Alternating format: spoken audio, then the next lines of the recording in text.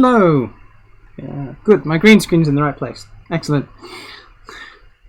Right. Am I audible? Let's hope so. Hello, Shay, and anybody else who's lurking in the chat room.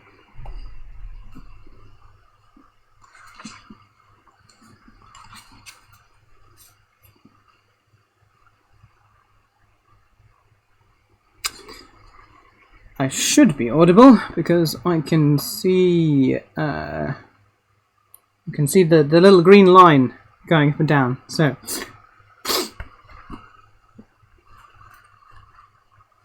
hi, Jem. Yeah, I gave it a little bit long before I actually started. I sort of kicked off the stream at 8 and then gave it a little bit more time for people to get in. And it's not that I was late because got caught up in writing something and didn't notice the time. That's absolutely not what happened. Yep. Totally. Right, okay, so this is the final and ironically also the 13th iteration of the Vampire Marathon, which has been running for months now. Probably since before Christmas. I can't remember. I am reading the final 2 stories, or I believe it's 1 story and 1 sort of prose poem, from the Giant Book of Vampires, which means we have done all of this, and this is all that's left. Wow. Yes, stream 13 should be the final stream. So it is Kim Newman's Red Rain, and the last couple of pages are a poem by Neil Gaiman called Vampire Sestina.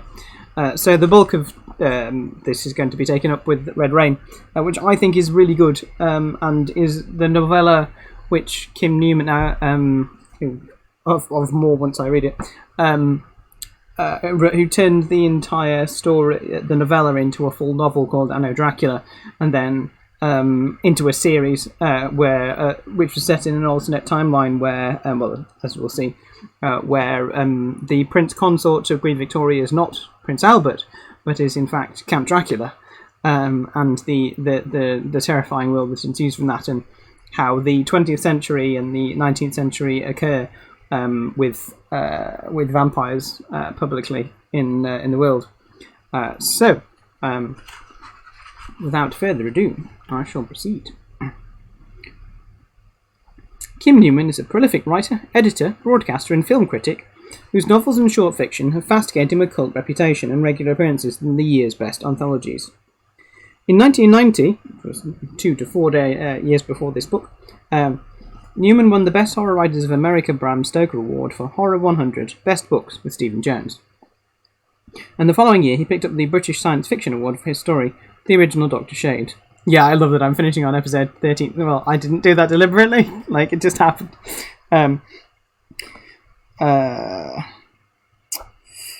His other non-fiction works include Ghastly Beyond Belief, with Neil Gaiman, Nightmare Movies and Wild West Movies, as well as editing the music anthology In Dreams with Paul J. McCauley, and writing a series of gaming novelizations and a down-market horror novel under the byline of Jack Yeovil, which is spelled Jack Yeovil.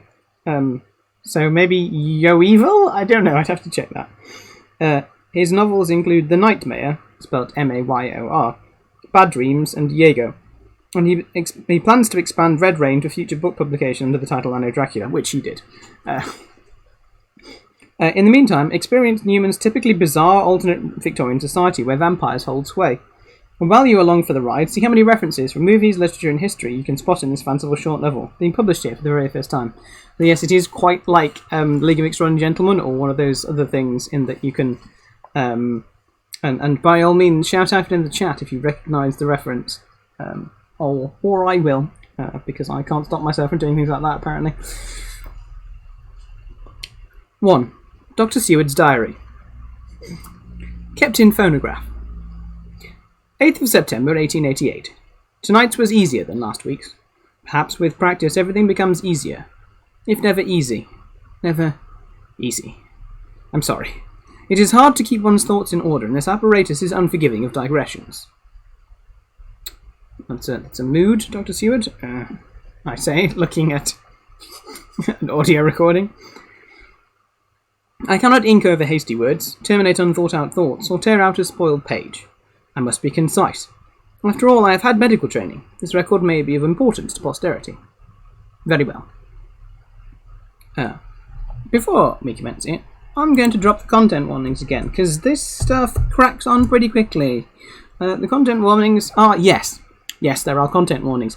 Not perhaps as many as Beyond Any Measure, which I filled half a page with, but I think I filled about a third of a page with this one. So, jumping straight into the bad times. Subject, female, apparently in her 20s. Recently dead, I would say. Profession, obvious. Location, Hanbury Street, Whitechapel, near the Salvation Army mission. Time, shortly before 5 in the morning. The fog was thick as mud, which is the best for my network. In this year, fog is welcome. The less one can see of what London has become, the better. She gave her name as Lulu. I'm going to stick my finger up whenever there's a reference to something. She was not English. From her accent, I would judge her German or Austrian by birth. A pretty thing, distinctive. Shiny black hair, cut short and lacquered in an almost Chinese style. In the fog and with the poor light of the street, her red lips seemed quite black. Like all of them, she smiled too easily, disclosing sharp little pearl-chipped teeth. A cloud of cheap perfume, sickly sweet scent to cover the reek of decay. The streets are filthy in Whitechapel, open sewers of vice and foulness. The dead are everywhere. She laughed musically, the sound like something wrung from a mechanism, and beckoned me over, loosening the ragged feathers around her throat. Lulu's laugh reminded me of Lucy. Yes, well done, Jem. Well done. Lulu's laugh reminded me of Lucy. Lucy when she was alive, not the leech thing we finished in Kingstead Cemetery. 3 years ago, when only Van Helsing believed. The world has changed since then, thanks to the Prince Consort. Van Helsing would have understood my night work, when he was alive. And the others, a family we were. My friend Arthur Homewood, the Texan Morris, the clerk Harker and his wife, and the Dutch doctor mangling the language and tutting over his impedimenta. Only I am left of the family, alive. I must continue to fight. I learned from last week in Bucks Row. Polly Nichols, the newspapers say her name was Polly, or Mary Ann, to do it quickly and precisely. Throat, heart, tripes. Then get the head off. That finishes the things. Clean silver and a clean conscience. Van Helsing, blinkered by folklore and symbolism, spoke always of the heart, but any of the major organs will do. The kidneys are easiest to get to. I had made my preparations carefully. For half an hour I sat in my office, allowing myself to become aware of the pain in my right hand. The madman is dead, truly dead, but Renfield left his jaw marks, semicircles of deep indentation, scabbed over many times, but never right again. With Nichols, my mind was still dull from the laudanum I take for the pain, and I was not as precise as I might have been. Learning to be left-handed hasn't helped either. I missed the major artery, and the thing had time to screech before I could saw through the neck. I'm afraid I lost control and became a butcher when I should be a surgeon, a deliverer. Lulu went better. She clung as tenaciously to life, but I think there was an acceptance of my gift. She was relieved at the last to have her soul cleansed by the silver. It is hard to come by now. The coinage is all gold or copper. I kept back a store of sovereigns while the money was changing, and I found a tradesman who would execute my commission. I've had the surgical instruments since my days at the Purfleet Asylum. Now the blades are plated, a core of steel strength inside killing silver. Before venturing out into the fog, I unlocked my private cabinet and spent some time looking at the shine of the silver. This time, I selected the post-mortem scalpel. It is fitting, I think, to employ a tool intended for rooting around in the bodies of the dead. Lulu invited me into a doorway to do her business and wriggled her skirts up over slim white legs. I took the time to open her blouse, to get her collar and feathers away from her unmarked throat. She asked about my lumpily gloved hand, and I told her it was an old wound. She smiled, and I drew my silver edge across her neck, pressing firmly with my thumb, cutting deep into the pristine dead flesh. I held her up with my body, shielding my work from any passers-by, and slipped the scalpel through the ribs into her heart. I felt her whole body shudder and then fall, lifeless. But I know how resilient the dead can be, and I took care to finish the job, exposing as well as puncturing the heart, cutting a few of the tubes in the belly, and taking the kidneys and part of the uterus, then enlarging the throat wound until the head came loose. Having exposed the vertebrae, I worried the head back and forth until the neck bones parted. There was little blood in her. She must not have fed tonight. Fucking visceral. 2. She rested in her tiny office at Toynbee Hall. It was as safe a place as any to pass the few days each month when lassitude came over her, and she shared the sleep of the dead. Up high in the building, the room had only a tiny skylight, and the door could be secured from the inside. It served its purpose just as coffins and crypts served for those of the Prince Consort's bloodlike.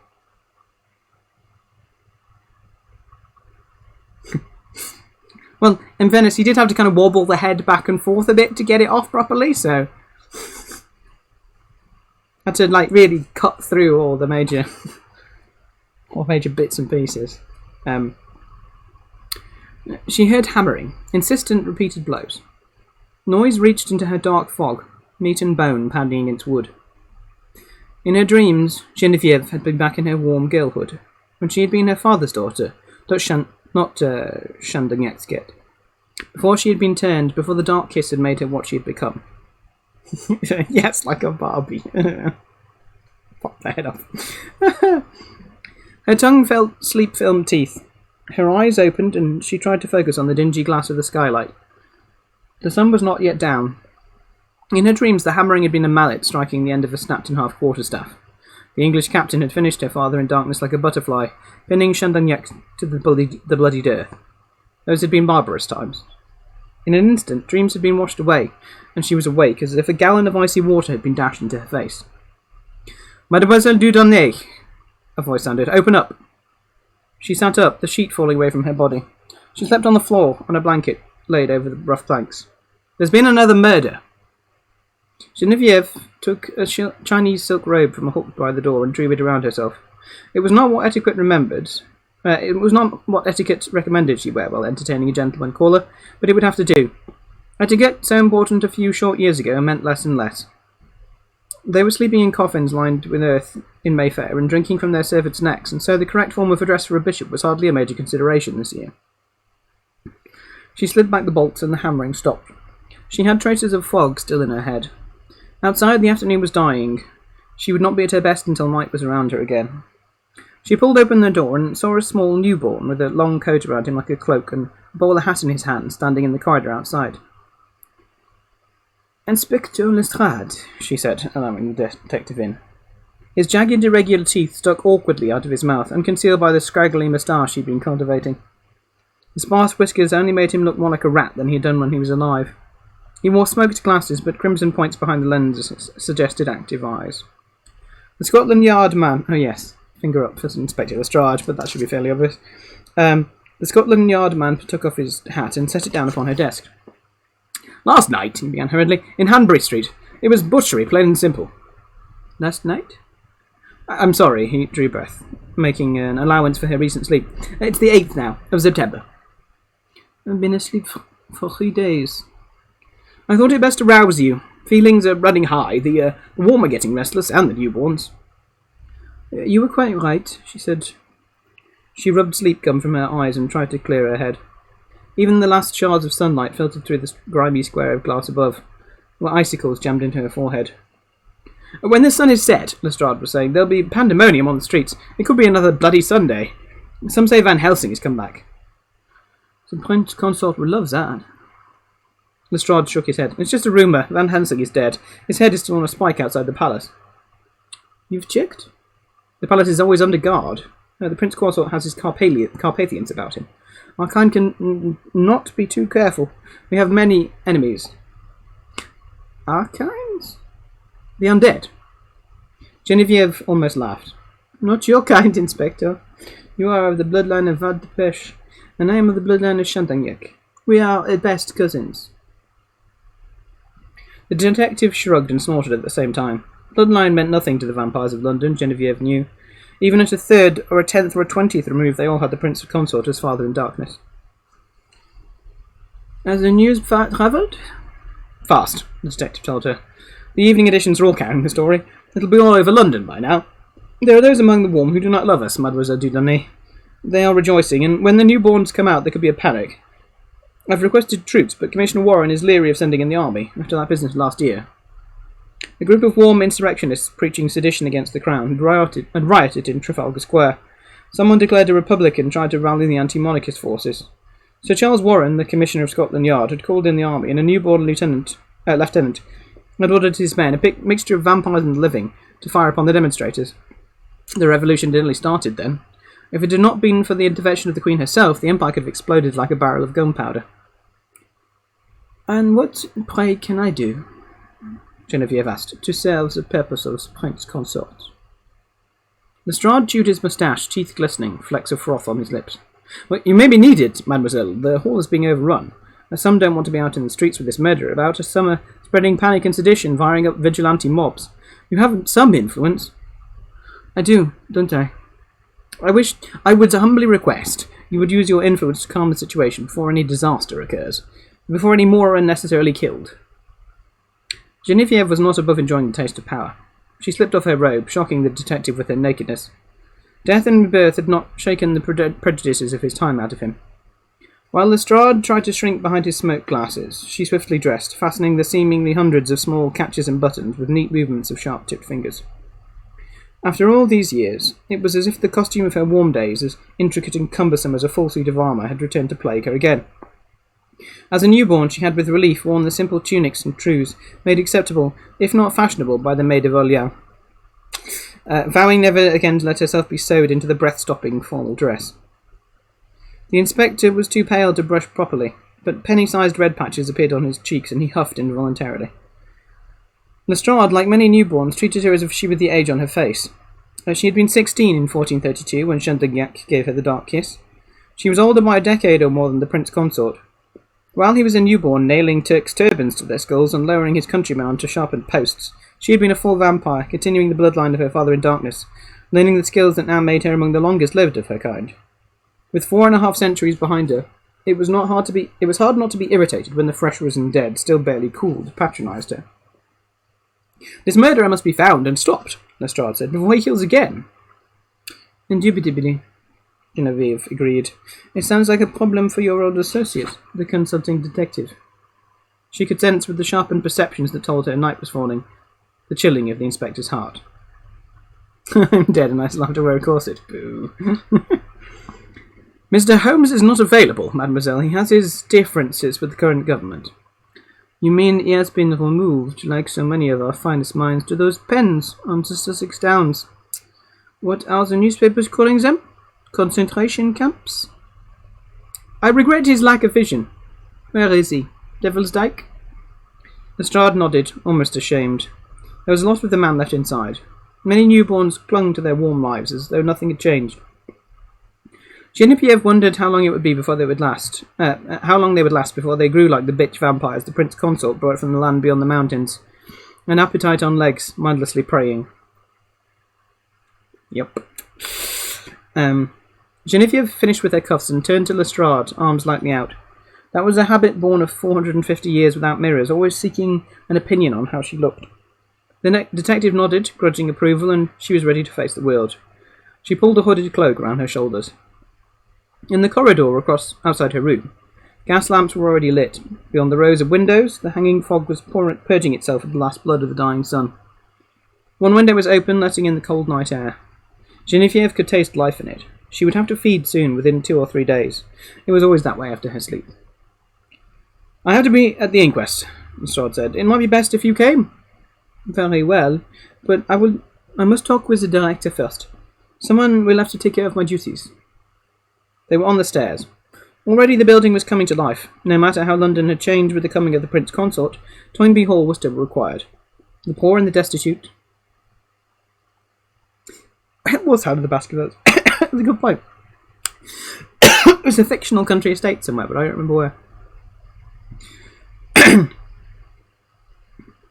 The poor and destitute needed shelter, food and medical attention, education. The newborns, potentially immortal destitutes, were hardly better off than their warm brothers and sisters. Sometimes Genevieve felt like Sisyphus, forever rolling a rock uphill, always losing a yard for every foot gained. On the first floor landing, Lily sat, ragdoll in her lap. One of her arms was withered, a leathery membrane bunched in folds beneath it. The drab dress cut away to allow freedom of movement. The little girl smiled at Genevieve, teeth sharp but uneven, patches of dark fur on her neck and forehead. Newborns could not change their shape properly. Okay, Dartmoor. I don't know where Devil's Dyke is. I don't think it's as far west as Devon/Cornwall. The Dart is in Devon, isn't it? Yeah, I think so. But that didn't prevent them from trying, and mostly ending up in as bad a shape as Lily, or worse. The door of the director's office stood open. Genevieve stroked Lily's hair and went in, rapping a knuckle on the plaque as she passed.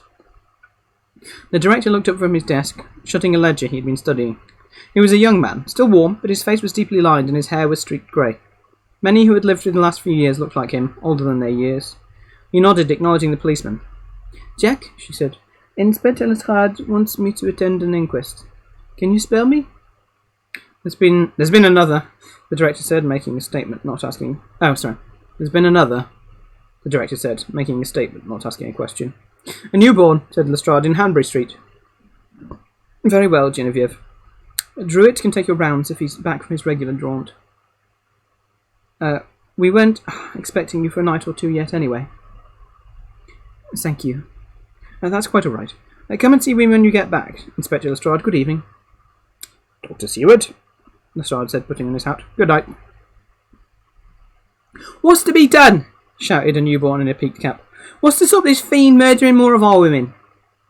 Wynne Baxter, an old man of Gladstonian appearance, was angrily trying to keep control of the inquest. Unlike a High Court judge, he had no gavel and so was forced to slap his wooden desk with an open fist. "Any further interruptions," Baxter began declaring, "and I shall be forced to clear the public from this court." The newborn, a surly ruffian, must have looked hungry, even when warm, slumped back into his chair. He was surrounded by a similar crew. They had long scarves, ragged coats, and pockets distended by books, heavy boots, and thin beards. Genevieve knew the type. Whitechapel had all manner of Republican, anarchist, socialist, and insurrectionist factions. Oh yes, other side of Exeter, right. "Thank you," said the coroner, rearranging his notes. Newborns did not like positions where someone warm had the authority. But a lifetime of cringing when official old men frowned upon them left habits. Baxter was a familiar type too, resisting the dark kiss, wearing his wrinkles and bald painted badges of humanity. Dr. Llewellyn, the local practitioner, well known at Toynbee Hall, who had done the preliminary examination of the body, had already given his testimony. It boiled down to the simple facts that Lulu Schön, a German girl recently arrived in London, and even more recently turned, had been heart-stabbed, disemboweled, and decapitated. It had taken much desk-banging to quieten the outrage that followed the revelation of the method of murder. Now, Baxter was hearing evidence from Dr. Henry Jekyll, a scientific researcher. "Whenever a vampire is killed," Lestrade explained, "Jekyll comes creeping around. Something rum about him, if you get my drift." Genevieve thought the man, who was giving a detailed and anatomically precise description of the atrocities, a little stuffy, but listened with interest, more interest than expressed by the yawning newspaper reporters in the front row, to what he was saying. "We have not yet learned enough about the precise changes in the human body that accompany the so-called transformation from normal life to the state of vampirism," Jekyll said. "Precise information is hard to come by, and superstition hangs like London fog over the whole subject. My studies have been checked by official indifference, even hostility. We could all benefit from more research work. Perhaps the divisions which lead to tragic incidents like the death of this girl could then be erased from our society." The anarchists were grumbling again. Without divisions, their cause would have no purpose. "Too much of what we believe about vampirism is rooted in folklore," Jekyll continued. "Yes, indeed, looking into transformation." "The stake through the heart, the silver scythe to remove the head. The vampire corpus is remarkably resilient, but any major breach of the vital organ seems to produce true death, as here." Would you venture to suggest that the murderer was familiar with the workings of the human body, whether a vampire or not?" "Yes, Your Honour.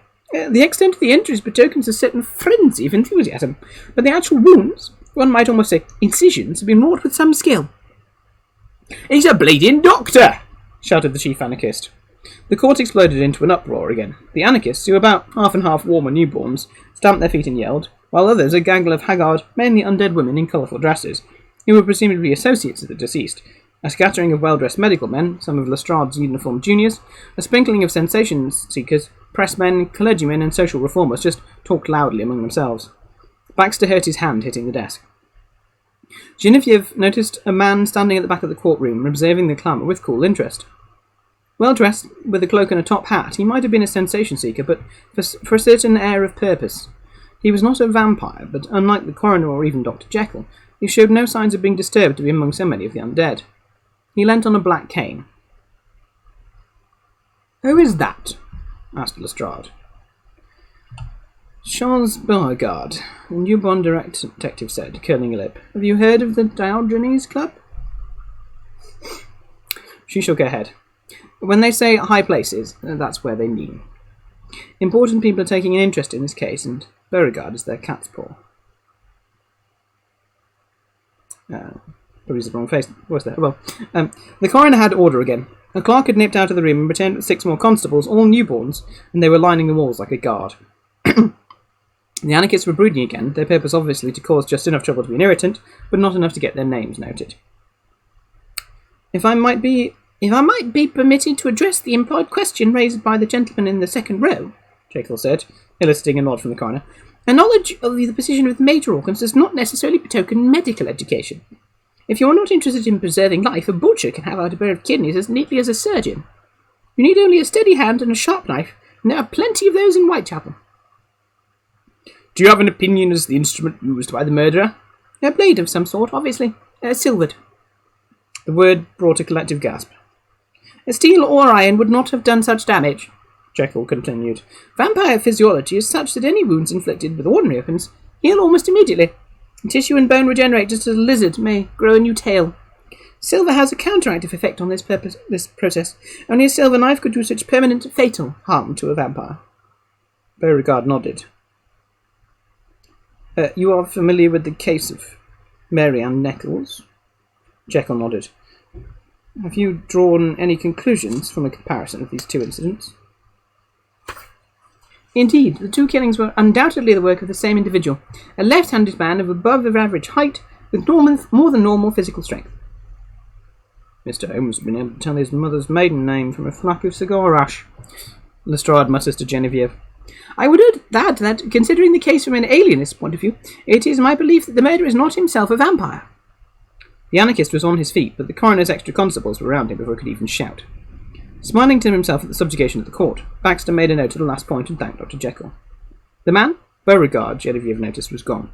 The coroner began his elaborate summing up of the situation before delivering a verdict of murder by person or persons unknown, adding that the murderer of Lulu Schön was judged to be the same man who had murdered 1 week earlier Mary Ann Nichols. Reporters began asking questions all at once. 4. Beauregard strolled in the fog, trying to digest the information he'd gleaned from the inquest. He would have to make a full report later, and so he wanted the facts ordered in his mind. Somewhere nearby, a street organ ground into the night. The air was "Take a Pair of Crimson Eyes" from Gilbert and Sullivan's The Vampires of Venice, or "A Maid, a Shade and a Blade." And it's not a real Gilbert and Sullivan thing, but I wish it was. That seemed apt. The maid, so to speak, and the blade were obviously part of the case, and the shade was the murderer, obscured by fog and blood. Despite Dr. Jekyll's testimony, Beauregard had been toying with the notion that the crimes to date were the work of different men. Ritual killings, like thuggy stranglings, acts revolted against the new masters. Such incidents were not uncommon, but these murders were different, the work of a madman, not an insurrectionist. Of course, that would not prevent street corner ranters like those who had interrupted the inquest from claiming these pathetic eviscerations as victories. A vampire whore in Flower and Dean Street offered to make him immortal for an ounce or two of his blood. He flipped her a copper coin and went on his way. He wondered how long he would have the strength to resist. At 35, he was already aware that he was slowing. At 50, at 60, would his resolve to stay warm seem ridiculous, perverse, sinful, even? Was refusing vampirism the moral equivalent of suicide? His father had been 58 when he died. Vampires needed the warmth to feed and succour them, to keep the country running through the days. There were already vampires here in the East End, if not in the silence of Mayfair, starving as the poor had always done. How long before the desperate measures Lord Henry Wotton was always advocating in Parliament, the penning up of still more warm, not just criminals, but any simply healthy specimens to serve as cattle for the vampires of breeding who were essential to the governance of the country, was seriously considered. Stories crept back from Devil's Dyke that made Beauregard's heart turn to ice. Already the definition of criminal had extended to include too many good men and women, who were simply unable to come to accommodation with the new regime. It took him a while to find a cab. After dark, Whitechapel was coming to life. Public houses and music halls were lit up, people crammed inside, laughing and shouting, and the streets were busy. Traders were selling sheet music, files of human blood, scissors, royal souvenirs. Chestnuts roasted in a barrel-like fire in Half Moon Street, but sold to newborn and warm alike. Vampires did not need to eat, but apparently the habit was hard to lose. Crabs took note of his clothes and mainly kept out of his way. Beauregard was conscious of the watch in his waistcoat and the wallet in his inside breast pocket. There were nimble fingers all around and sharp-nailed claws. Blood was not all the newborns wanted. He swung his cane purposely, warding off evil. At length he found a hansom cab and offered the cabby 3 shillings to take him to Cheyne Walk, Chelsea. The man touched his whip to the brim of his bowler and Beauregard slipped inside. The interior was upholstered in red like the plush coffins displayed in the shops along Oxford Street. It seemed altogether too luxurious a conveyance for this quarter of the city, and Beauregard wondered whether it had brought a distinguished visitor or two from the West End in search of amorous adventures. There were houses all over the district catering to every taste. Women and boys, warm and vampire, were freely available for a few shillings. Drabs like Polly Nichols and Lulu Shern could be had for coppers or a squirt of blood. It was possible that the murderer was not from Whitechapel, that he was just another toff pursuing his particular pleasures. In Whitechapel, they said you could get anything either by paying for it or taking it. His duties in what they called the Great Game had taken him to worse places. The Great Game, if memory serves from reading Flashman books, is what spying and international is what the James Bonds of the day, essentially. Usually working against France or Russia or something like that. There's a lot of it went on around Afghanistan and that kind of thing. He had spent weeks as a one-eyed beggar in Afghanistan, dogging the movements of a Russian envoy suspected of stirring up the hill tribes. During the Boer Rebellion, he had endeavoured to negotiate a treaty with the Amahagger, which I think is a reference to something, but I can't remember what, whose idea of an evening's entertainment was baking the heads of captives in pots. And for a month, he'd been entertained in the perfumed dungeons of an imaginative Chinese mandarin. However, it had been something of a surprise to return after years aboard in the discreet service of Her Majesty, to find London itself transformed into a city more strange, dangerous and bizarre than any in his experience. It was no longer the heart of the empire, just a sponge absorbing the blood of the Queen's domain until it burst. The cab's wheels rattled under the cobbles, lulling him like the soft crash of waves under a ship. While Beauregard had been away, the Prince Consort had taken London. He had wooed and won the Queen, persuading her to abandon her widow's black. And then he had introduced vampirism to the British Isles and reshaped the greatest empire on the globe to suit his own desires. Charles Beauregard still served his Queen. He had promised death would not interfere with his loyalty to her person. But when he had made that vow, he had thought he meant his own death. The Prince Consort, who had taken for himself the additional title of Lord Protector, ruled Great Britain now, and his get executing his wishes and whims. A vampire, Lord Ruthven, was Prime Minister, and another, Sir Francis Varney, Viceroy of India. In an elite Carpathian Guard gussied up in comic opera uniforms, an elite Carpathian Guard gussied up in comic opera uniforms patrolled the grounds of Buckingham Palace and caroused through the West End like sacred terrors. The army, the navy, and the diplomatic corps, the police, and the Church of England were all in the Prince Consort's thrall, newborns promoted over the warm at every opportunity. Beauregard had been told by his newborn colleague Adamant that his own chances for advancement within the Diogenes Club, perhaps the least well-known arm of the British government, would be increased 100-fold if he were to accept the Dark Kiss. While the business of the kingdom continued much as it always had done, there were other changes. People vanished from public and private life. So many references, just in that paragraph, so many references! Camps such as Devil's Dyke springing up in remote areas of the country, and the apparatus of the government, secret police, sudden arrests, casual executions, associated not with the Queen, but with the Tsars and the Taiping. There were Republican bands playing Robin Hood in the wilds of Scotland and Ireland, and cross-waving curates were always trying to brand newborn provincial mayors with the mark of Cain.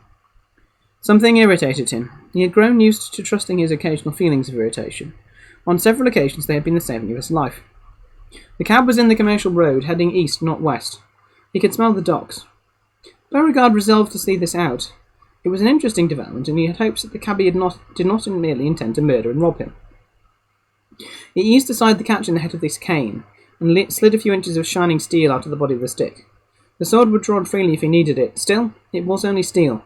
He wondered whether silver might not have been wiser. 5. At the Whitechapel police station, Lestrade introduced her to Inspector Abberline, who was in charge of the continuing murder investigation. Having handled the Nichols case without any notable results, he was now saddled with Lulu Shern and many more yet to come. Jekyll's testimony confirmed what Genevieve had already intuited.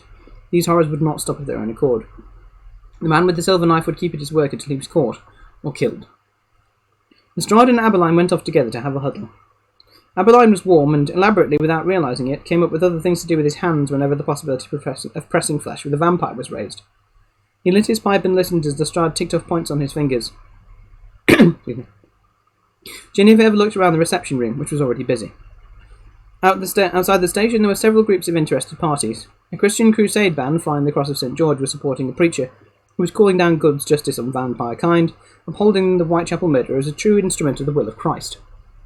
They were being heckled by a few professional insurrectionists, some of the crew she'd seen at the inquest, and ridiculed by a knot of painted newborn women who offered expensive kisses and changed lives.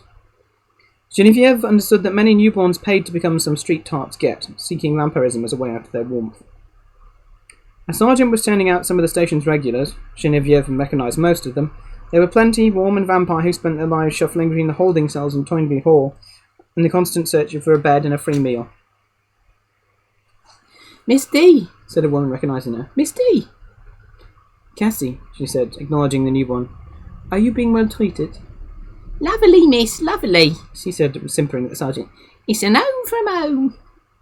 Kathy Eddowes looked hardly better as a vampire than she must have done when warm. Gin and too many nights outdoors had raddled her, and the red shine in her eyes and on her hair didn't outweigh the mottled skin under her heavy rouge. Like many in Whitechapel, Kathy still exchanged her body for drink.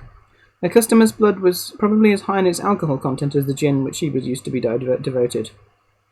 The newborn primped her hair, arranging a red ribbon that kept her tight curls away from her wide face. There was a running sore on the back of her hand. "Let me look at that, Cassie." Genevieve had seen marks like this. Newborns had to be careful. They were stronger and more lasting than the warm, but too much of their diet was tainted, and disease was still a danger.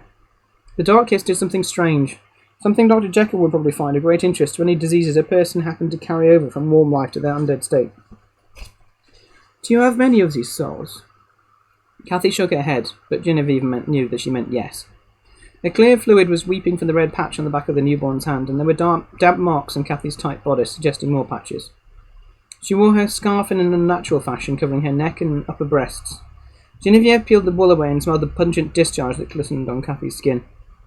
Genevieve looked in the woman's eyes and saw fear. Kathy Eddowes knew something was wrong, but was superstitiously afraid of finding out what it was. "Cassie, you must call in at the hall tonight. See Mr. Droit, or better yet, Dr. Seward. Something can be done for your condition, I promise you." "I'll be all right, love." "Not unless you get some treatment, Cassie." Kathy tried to laugh and tottered out onto the street. One of her boot heels was gone, so she had a music hall limp. She held up her head, wrapping her scarf around her like a duchess's first stole, and wiggled provocatively past the Christian Crusade speaker, slipping into the fog. "Dead in a year," said the sergeant, a red-eyed newborn with a snout-like protrusion in the centre of his face. "Not if I can help it." The cab... 6. The cab took him to Limehouse, somewhere near the basin. It was not a part of the city he knew well, although he had been here in Her Majesty's service several times before. The door was open for him, and a pair of red eyes glittered in the dark beyond. I forget who this is. "Sorry for the inconvenience, Beauregard," purred a silky voice. Male, but not... Oh, okay, yeah, now I know it is. "Sorry for the inconvenience, Beauregard," purred a silky voice. Male, but not entirely masculine. "But I hope you'll understand. It's a sticky wicket." Beauregard stepped down and found himself in a yard off the Warren Street near the docks. This bit is so full of references. There were people all around. The one who had spoken was an Englishman, a vampire with a good coat and a soft hat, facing darkness. His posture studied in its languor. He was an athlete at rest, and Beauregard would have liked to go 4 rounds with him. The others were Chinese, pigtailed and bowed, hands in their sleeves. Most were warm, but the massive fellow by the cab door was a newborn, naked to the waist to show off his dragon tattoos and his vampire indifference to the autumn chill. The Englishman stepped forward, and moonlight caught his youthful face. He had pretty eyelashes, like a woman's, and Beauregard recognised him. "I saw you get 6 sixes from 6 balls at 85, he said. "Gentlemen and players, the MCC. The sportsman shrugged modestly. "You play what's chucked at you, I always say." Beauregard had heard the newborn's name in the Diogenes Club, tentatively linked with a series of daring jewel robberies.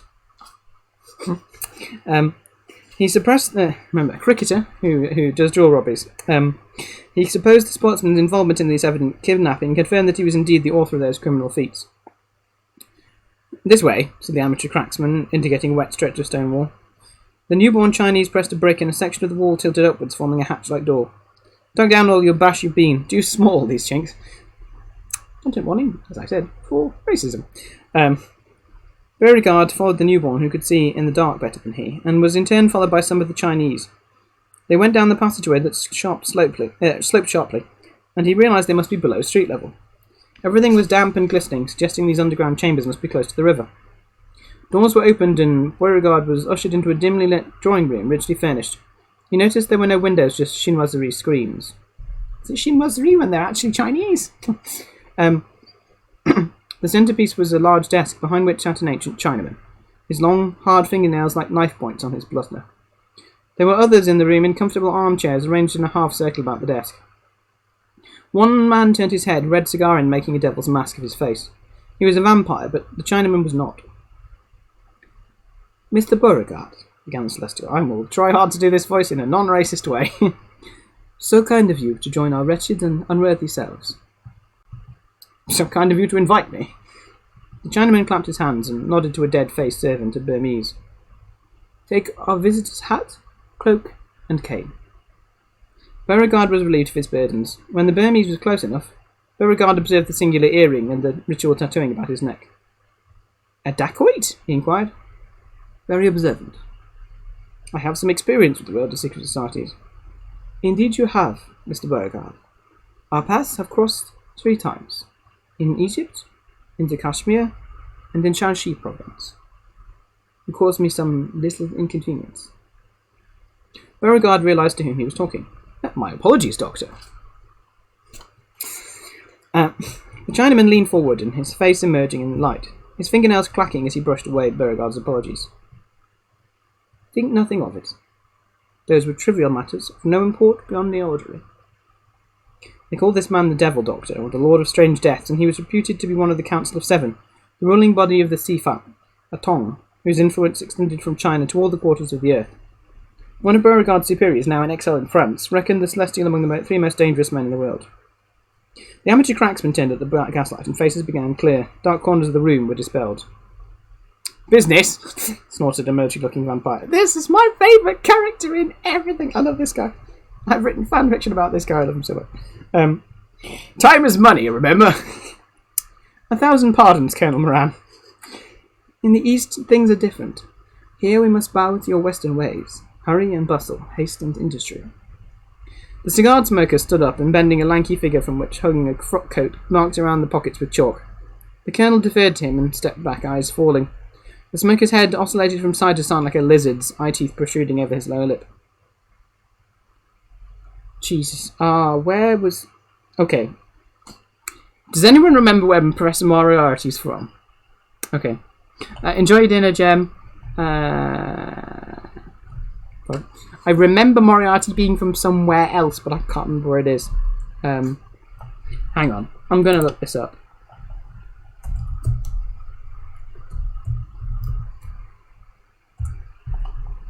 Professor Moriarty. I remember he's a maths teacher.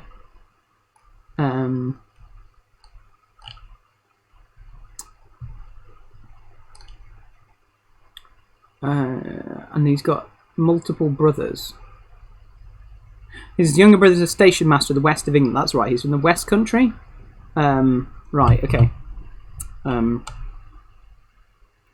Yeah, and he has 2 brothers, because there's a Kim Newman writes... There's another set of a book by Kim Newman, which is amazing, which is... I heard an audiobook of, which is... it's...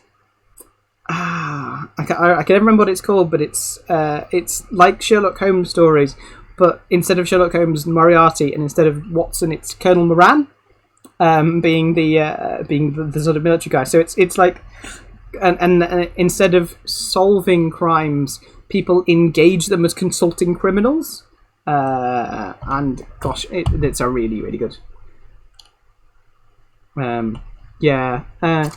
It is an Irish name. Yeah, he's Irish in the TV series, isn't he? They cast an Irish guy to be him. But yeah, I'm going to assume West Country for now.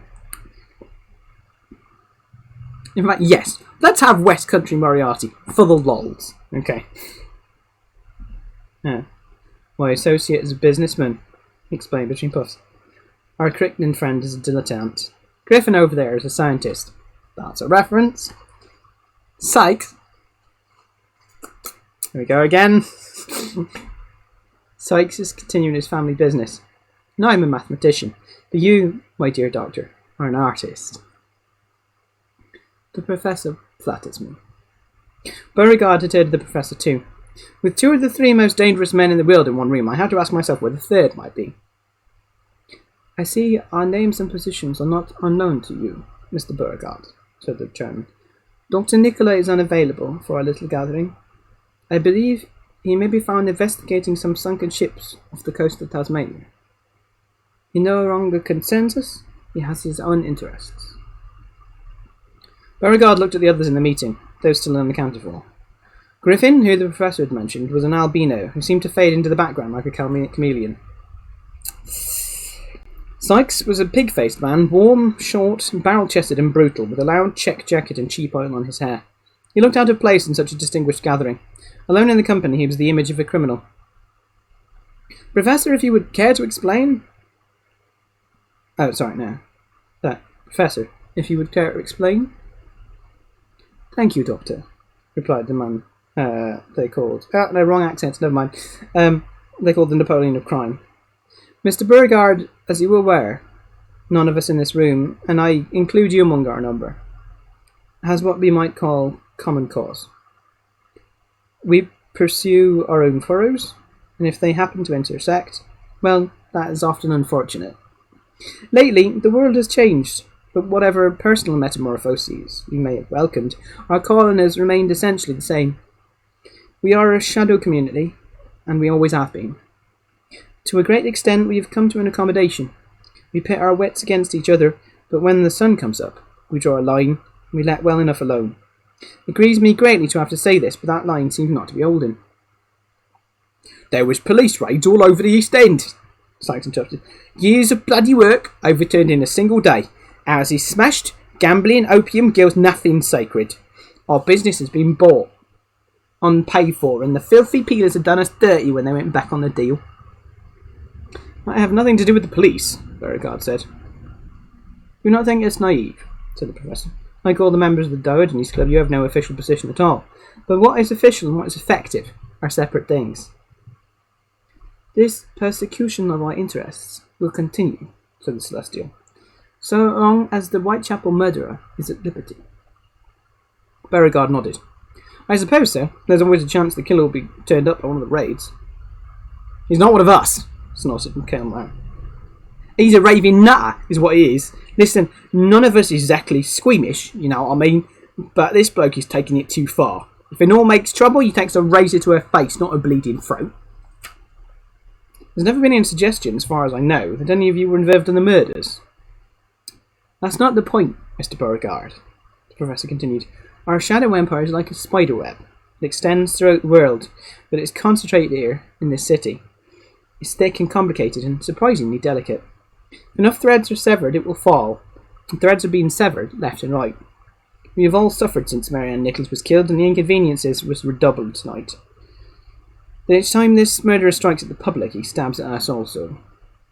My horse don't want to go on the streets with him out there. He's in me pockets. I'm sure the police will catch the man. There's a reward of £50 for information.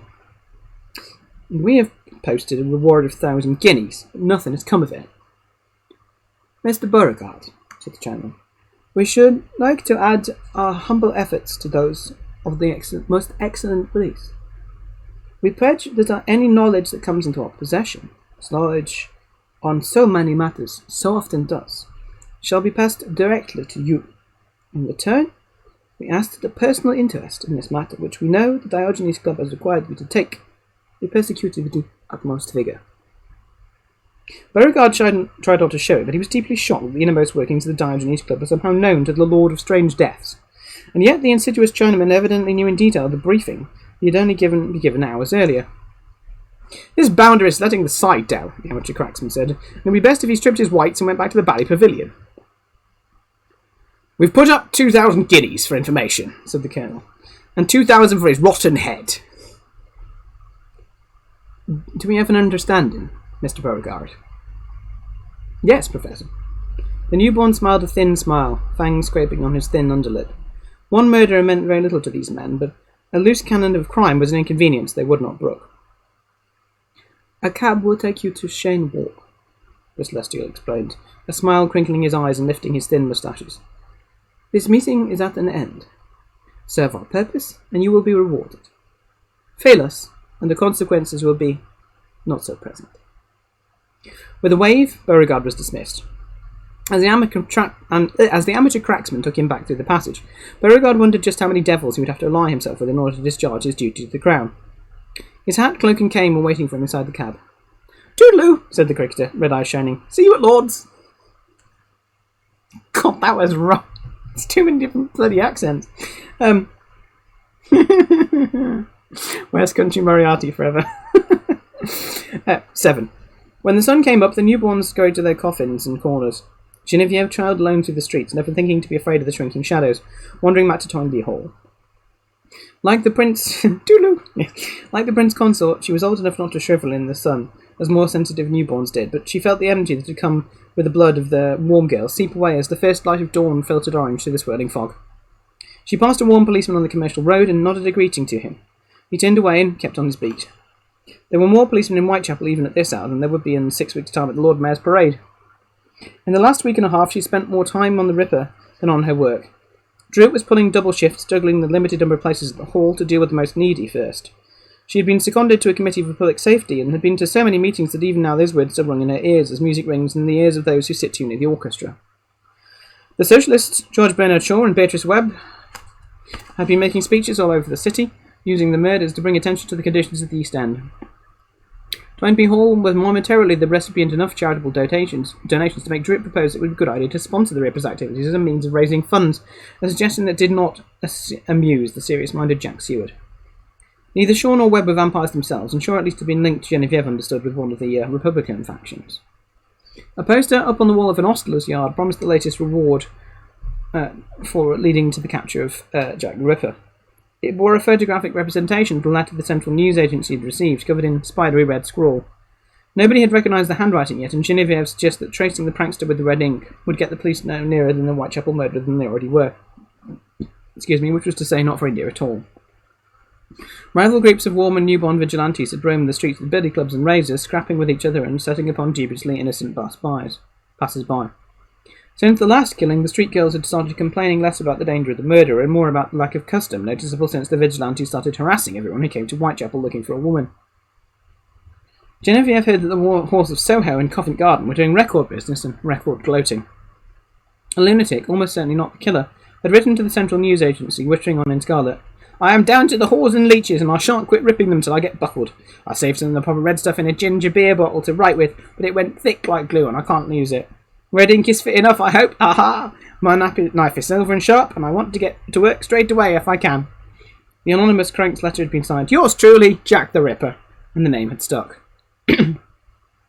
Genevieve had heard Jack was a leather-aproned shoemaker, a Polish Jew carrying out ritual killings, a foreign sailor, a degenerate from the West End, the ghost of Abraham Van Helsing, or Charlie Peace. Yep, references, yep. He was a policeman, a doctor, a midwife, a priest. With each rumour, more innocent people were thrown to the mob.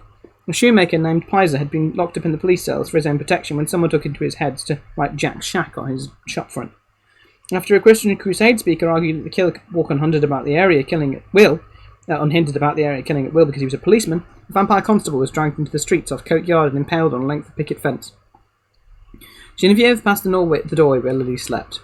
The newborn child, who might grow old but never become an adult, was curling up for the day in some scraps of blanket that had been given to her at the hall. Genevieve noticed the girl's shape-shifted arm was worse, useless wings sprouting from hip to armpit. Changing was a trick the Prince Consort kept to himself, and there were too many imperfect freaks about. Lily had a cat nestled against her face, its neck in her mouth. The animal was still barely alive. Abeline and Lestrade had questioned dozens, but made no arrests. There were always rival groups of protesters outside the police station. Genevieve had heard rumours that psychic mediums like Lees and Karnacki had been called for. Sir Charles Warren had been forced to explain himself in private to the Prime Minister, and Ruthven would have the Commissioner's resignation if there was no action soon. Any number of consulting detectives. Sexton Blake, Martin Hewitt, Max Carados, August Van Dusen had prowled Whitechapel hoping to turn something up. Even the venerable Hawkshaw had come out of retirement. But with their acknowledged master in Devil's Dyke, the enthusiasm of the detective community had ebbed considerably, and no solutions were forthcoming. The Queen, young again and plump, had expressed concern about these ghastly murders, but nothing had been heard from the Prince Consort, to whom Genevieve assumed the lives of a few streetwalkers, vampire or not, were of as much importance as those of beetles. Gradually, as she came to realise just how powerless she was to affect the behaviour of this unknown maniac, she also suggested just how important this case was becoming. Everyone involved seemed to begin their arguments by declaring that it was about more than just two dead vampire whores. It was about Disraeli's two nations. It was about the about the regrettable spread of vampirism among the lower orders. It was about the fragile equilibrium of the transformed kingdom. The murders were mere sparks, but the British Empire was a tinderbox. She spent a lot of time with whores. She had been an outcast long enough to feel certain identification with them, and shared their fears. Tonight, nearing dawn, she'd found a warm girl in Mrs. Warren's house off Raven Row and bled her, out of need, not pleasure. After so many years, she should be used to her predator's life, but the Prince Consort had turned everything topsy-turvy. She was ashamed again, not of what she must do to prolong her existence, but of the things vampire kind, those of the bloodline of Vlad de Pesch, did around her. The warm girl had been bitten several times and was pale and fragile. Eventually she would turn. Nobody's guess. She would have to find her way in the own way in the darkness. Doubtless end up as rattled as Cathy Eddowes, or as truly dead as Polly Nichols. Her head was fuzzy from the gin her warm girl had drunk. The whole city seemed sick. Dawn shot the fog full of blood. 8. September 28, 1888. Today I went to Kingstead to lay the annual wreath. It is 3 years to the day since Lucy's death. Her destruction, rather.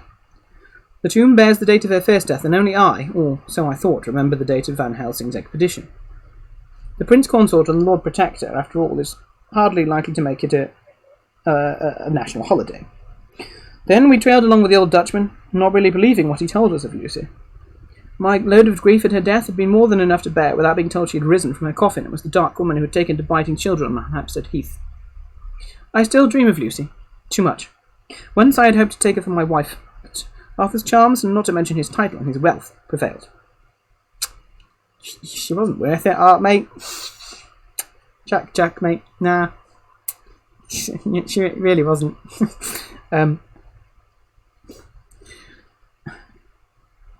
But Arthur's charms, not to mention his title and his wealth, prevailed. Her lips, her pale skin, her hair, and her eyes. Many times have my dreams of Lucy been responsible for my nocturnal emissions. Wet kisses and wet dreams. Hot. Lucy was the first in England the Prince Consort to get, and the first to be destroyed. I only regret now that it was Arthur Homewood, Lord Godalming, who did the honours, driving the wooden stake into her heart, setting her free of her unwelcome condition. I helped decapitate the hissing corpse and filled her mouth with garlic. If only Van Helsing had been so quick to lead us to the second newborn, third, the 10th, the 100th. There was a point, I suppose, when Dracula could have been driven from these shores, could have been hounded back to his Transylvanian fastness, could have been properly dispatched with wood and silver and steel, but I don't know when that could have been. I had chosen to work in Whitechapel because it is the ugliest part of the Prince Consort realm. Here the superficialities which some say make his rule tolerable are at their thinnest. With vampire sluts on every corner, baying for blood, and befuddled or dead men littering the cramped streets, it is possible to see the true worm-eaten face of what has been wrought. It is hard to keep my control among so many of the leeches, but my vocation is strong. Once I was a doctor, a specialist in mental disorders. Now I am a vampire killer. My duty is to cut out the corrupt heart of the city. The fog that shrouds London in autumn has got thicker since Dracula came. I understand all manner of vermin, rats, wild dogs, cats have thrived, and in some quarters of the city have even seen a resurgence of the medieval diseases they carry. It is as if the Prince Consort were a bubbling sinkhole, disgorging filth from where he sits, grinning his wolf's grin as it seeps through the kingdom. The fog means there is less and less distinction between day and night. In Whitechapel, many days the sun truly does not shine. That excites the newborns. We've been seeing more and more go half-mad in the daytime, muddy light burning out their brains. The rest of the city is more sedate, but no better. On the way to Kingstead, I stopped off at an inn in Hampstead for a pork pie and a pint of beer. In the gloom of the afternoon, gentlefolk paraded themselves on the heath, skins pale, eyes shining red. It is quite the thing, I understand, to follow fashion set by the Queen in vampirism, although resisted for several years, has now become more than acceptable. Prim, pretty girls in bonnets, ivory dagger teeth, artfully concealed by Japanese fans, flocked to the heath on sunless afternoons, thick black parasols held high. There is no difference, really, between them and the blood-sucking whores of the 10 Bells and the Vlad IV in Whitechapel. The gates of Kingstead have hung open unattended since dying became unfashionable. Churchyards have fallen into disuse. Most churches are empty too, although the court has its tame archbishops, trying desperately to reconcile Anglicanism with vampirism. When he was truly alive, the Prince Consort slaughtered thousands in defence of the faith, and he still fancies himself a Christian. Entering the graveyard, I could not help but remember Lucy's sickness, her funeral, Van Helsing's diagnosis, and the cure. We destroyed a thing, not the girl I had loved. Cutting through her neck, I found a calling.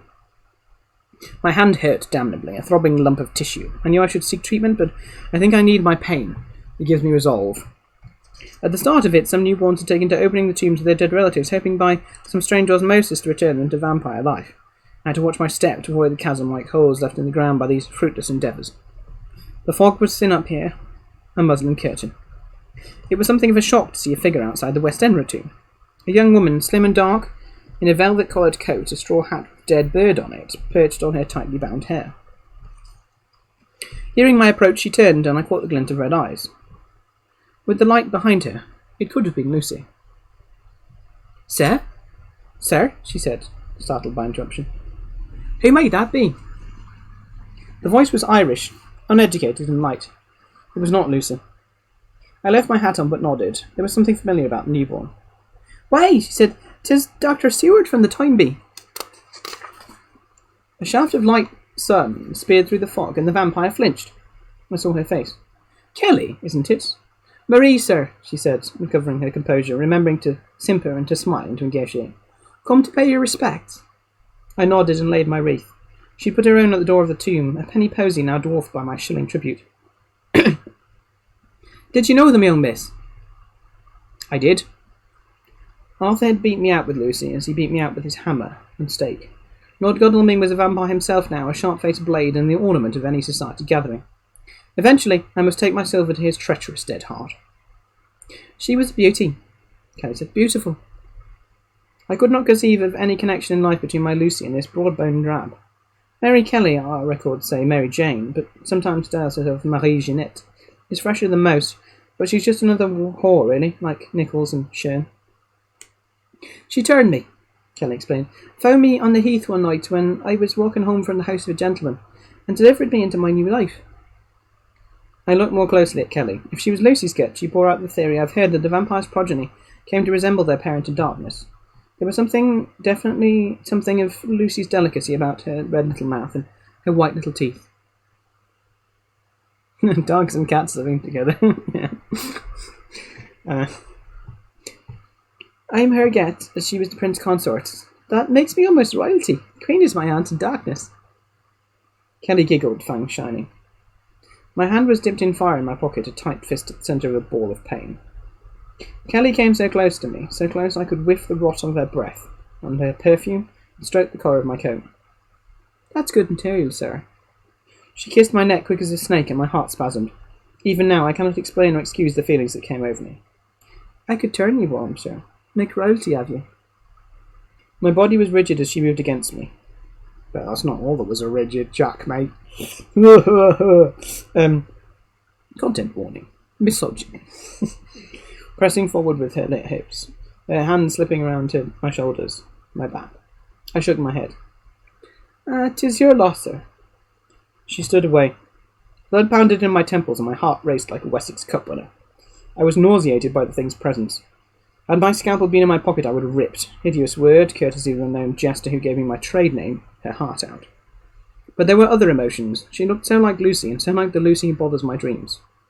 I tried to speak, but just croaked. Kelly understood. She must be experienced. The leech turned and smiled, slipping near me again. "Something else, sir?" I nodded, and slowly she began to loosen my clothes. She took my hand out of my pocket and cooed over the wound, licking the blood-free bandage with shudders of pleasure. I looked about. "We won't be disturbed here, Doctor, sir." "Jack," I muttered. "Jack," she said, pleased with the sound. "Who is the letter writer? Jack or John is a common name. He can't know. If he knew, I would not still be alive." In the lee of Lucy's tomb, I rutted with the foul creature, tears on my face and a dreadful burning inside me. Her flesh was cool and white.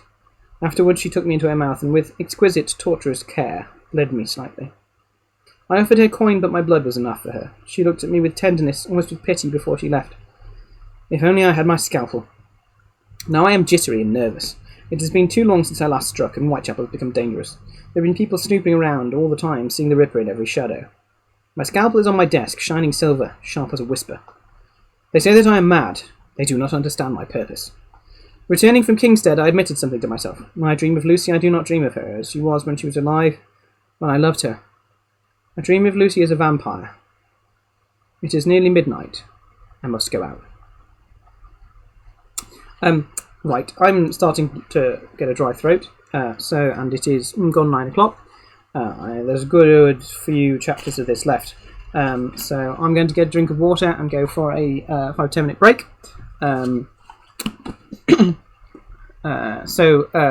Stretch, hydrate, do all the self-care things. I will be back shortly.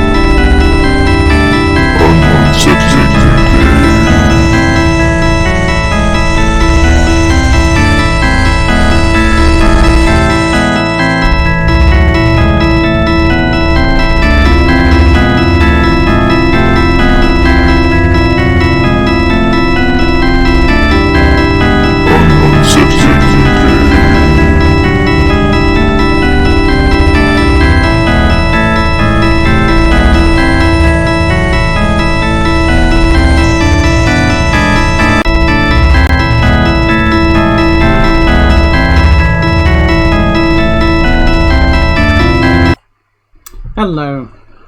I see you're making a Toodaloo reference to Raffles. Okay.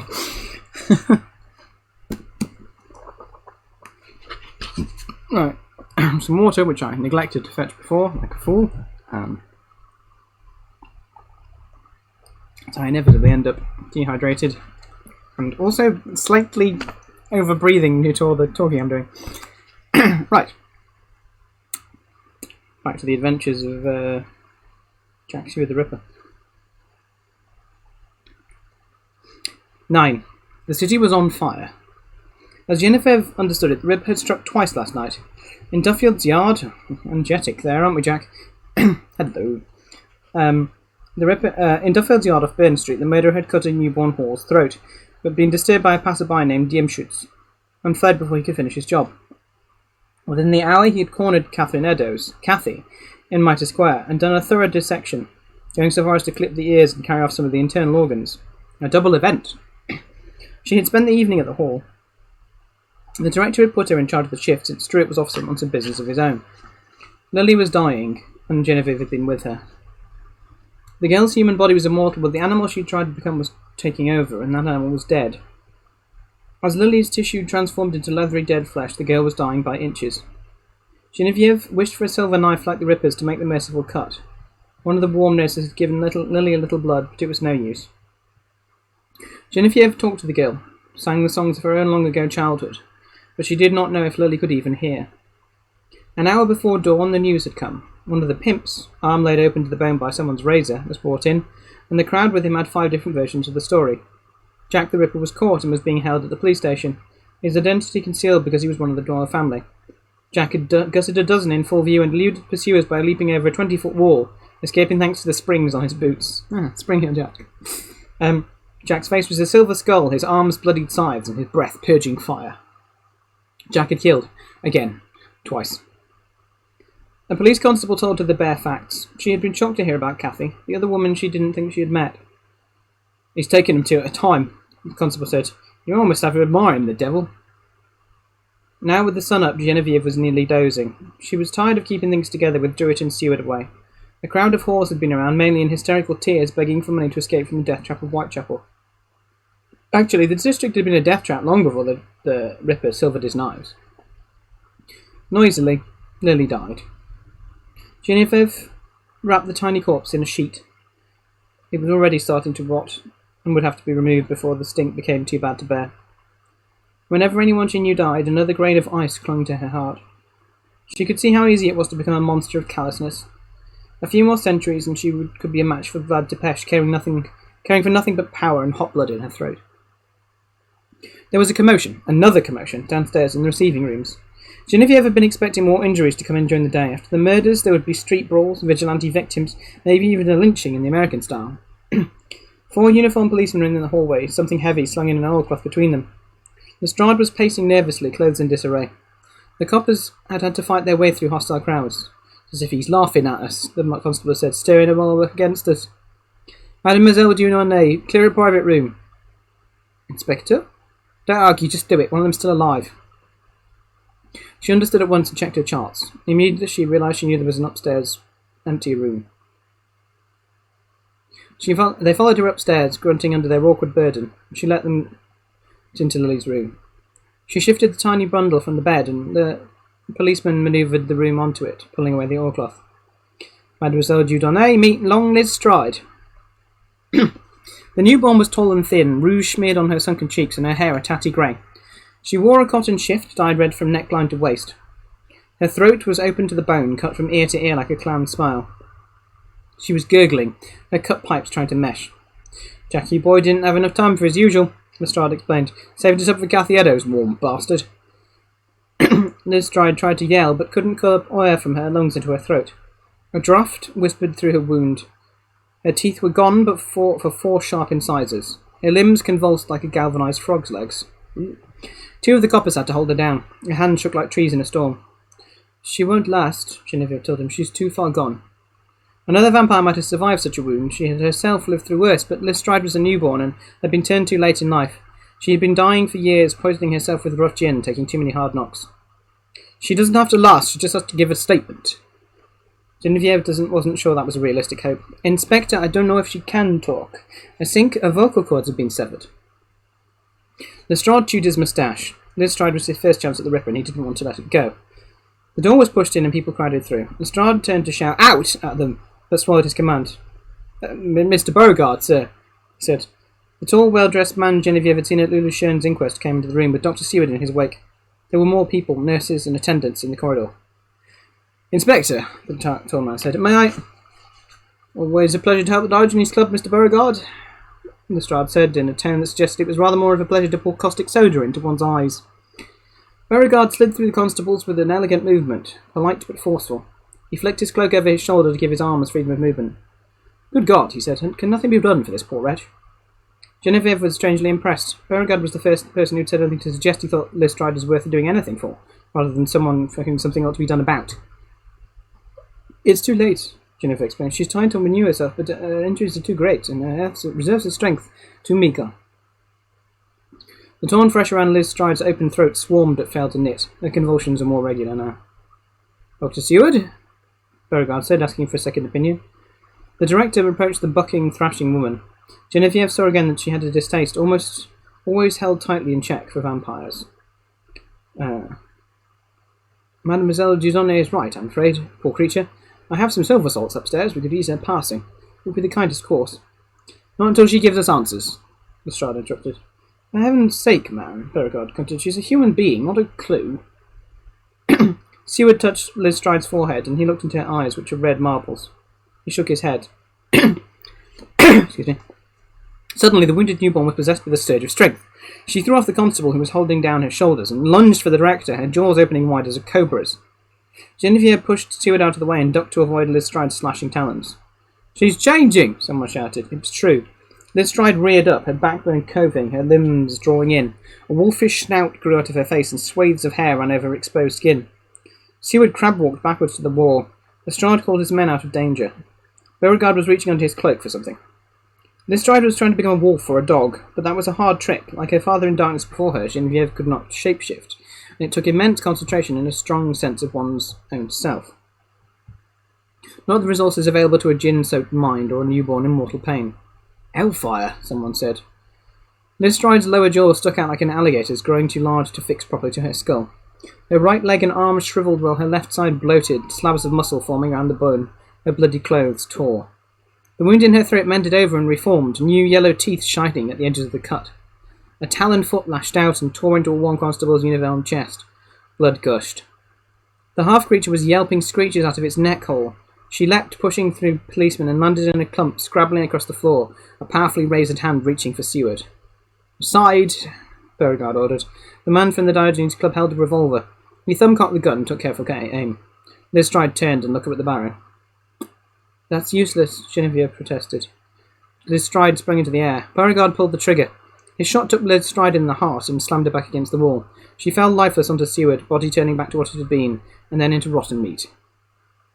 Genevieve looked a question at Beauregard. Silver bullet, he explained without pride. Seward stood up, wiping the blood from his face. He was shaking and barely repressing his disgust. Well, you finished the Ripper business, and that's a fact, Lestrade muttered. I'm not complaining, said Watkin, the gash-chested warm constable. Genevieve bent over the corpse and confirmed Lestrade's death. Suddenly, with a last convulsion, her arm, still wolfish, leapt out and her claw fastened in Seward's trouser cuff. 10. I think she was trying to tell us something, he said. What? The vampire replied. The murderer's name is Sidney Trousers. Beauregard laughed. What Genevieve had said was not especially funny. Sorry, that should have been French. The murderer's name was Sidney Trousers. But humour from a vampire was unexpected. Not many of the undead bothered with jokes. Unlikely, replied Mr. Boot, perhaps? Or a bootmaker, like a leather apron. Pizer had an alibi for Polly Nicholas, and he left Whitechapel a week ago. Lestrade was carting Lestrade off to the mortuary. Beauregard was walking the distance between Berners Street and Mitre Square, and the vampire from Toynbee Hall was tagging along. Genevieve Dieudonné, dressed like a new woman, tight jacket and simple dress, sensible flat-heeled boots and beret-like cap and waist-length cape. If Great Britain still had an elected parliament, she would have wanted the vote, and he suspected she would not have voted for Ruthven. They arrived at the site of Catherine Eddowes' murder. The bloody patch was guarded by a warm policeman. and the crowds were staying away. The Ripper must be a sprinter, she said. Beauregard checked his watch. We beat his time by 5 minutes, but we knew where we were going. He was presumably just looking for a girl. And a private place. It's not very private here. There were faces behind the windows in the court looking down. In Whitechapel, people are practiced at not seeing things.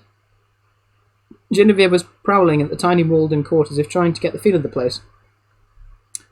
You're not like other vampires, he observed. Not like other girls. No, she agreed. How 456. Beauregard was puzzled. That's right, she said. I am not of the Prince Consort's bloodline. My father in darkness was Chandagnac, and his mother in darkness was Lady Melissadac. And so all this, he went on, has nothing to do with you.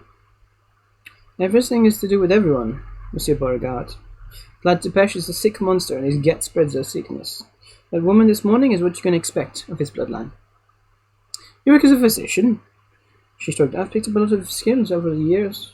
Being a whore, a soldier, a singer, a geographer, a criminal. Whatever has seemed right, now being a doctor is the best I can see. Beauregard found himself liking this ancient girl. She wasn't like any of the women, warm or undead, that he knew. Not like other girls. Women, whether by choice or from necessity, seemed to stand to one side, watching, passing comments, and never acting. Genevieve Dieudonné was not a spectator. Is this political? Beauregard thought carefully. I've asked about the Diogenes Club, he explained. You're some sort of government office, aren't you? Oh, sorry. I've asked about the Diogenes Club, she explained. You're some sort of government office, aren't you? I serve the Crown, yes. Well, why are you interested in this matter? Genevieve stood over the bloody splash that was left of Catherine Eddowes. The Queen herself has expressed her concern. If she decrees me try to capture a murderer, then the Ripper might be an anarchist of some stripe. She was still a die-hard vampire, too. A little while away from the square, a group of policemen were clustered. Lestrade and Abeline among them, a thin man with a sad moustache and a silk hat at their head.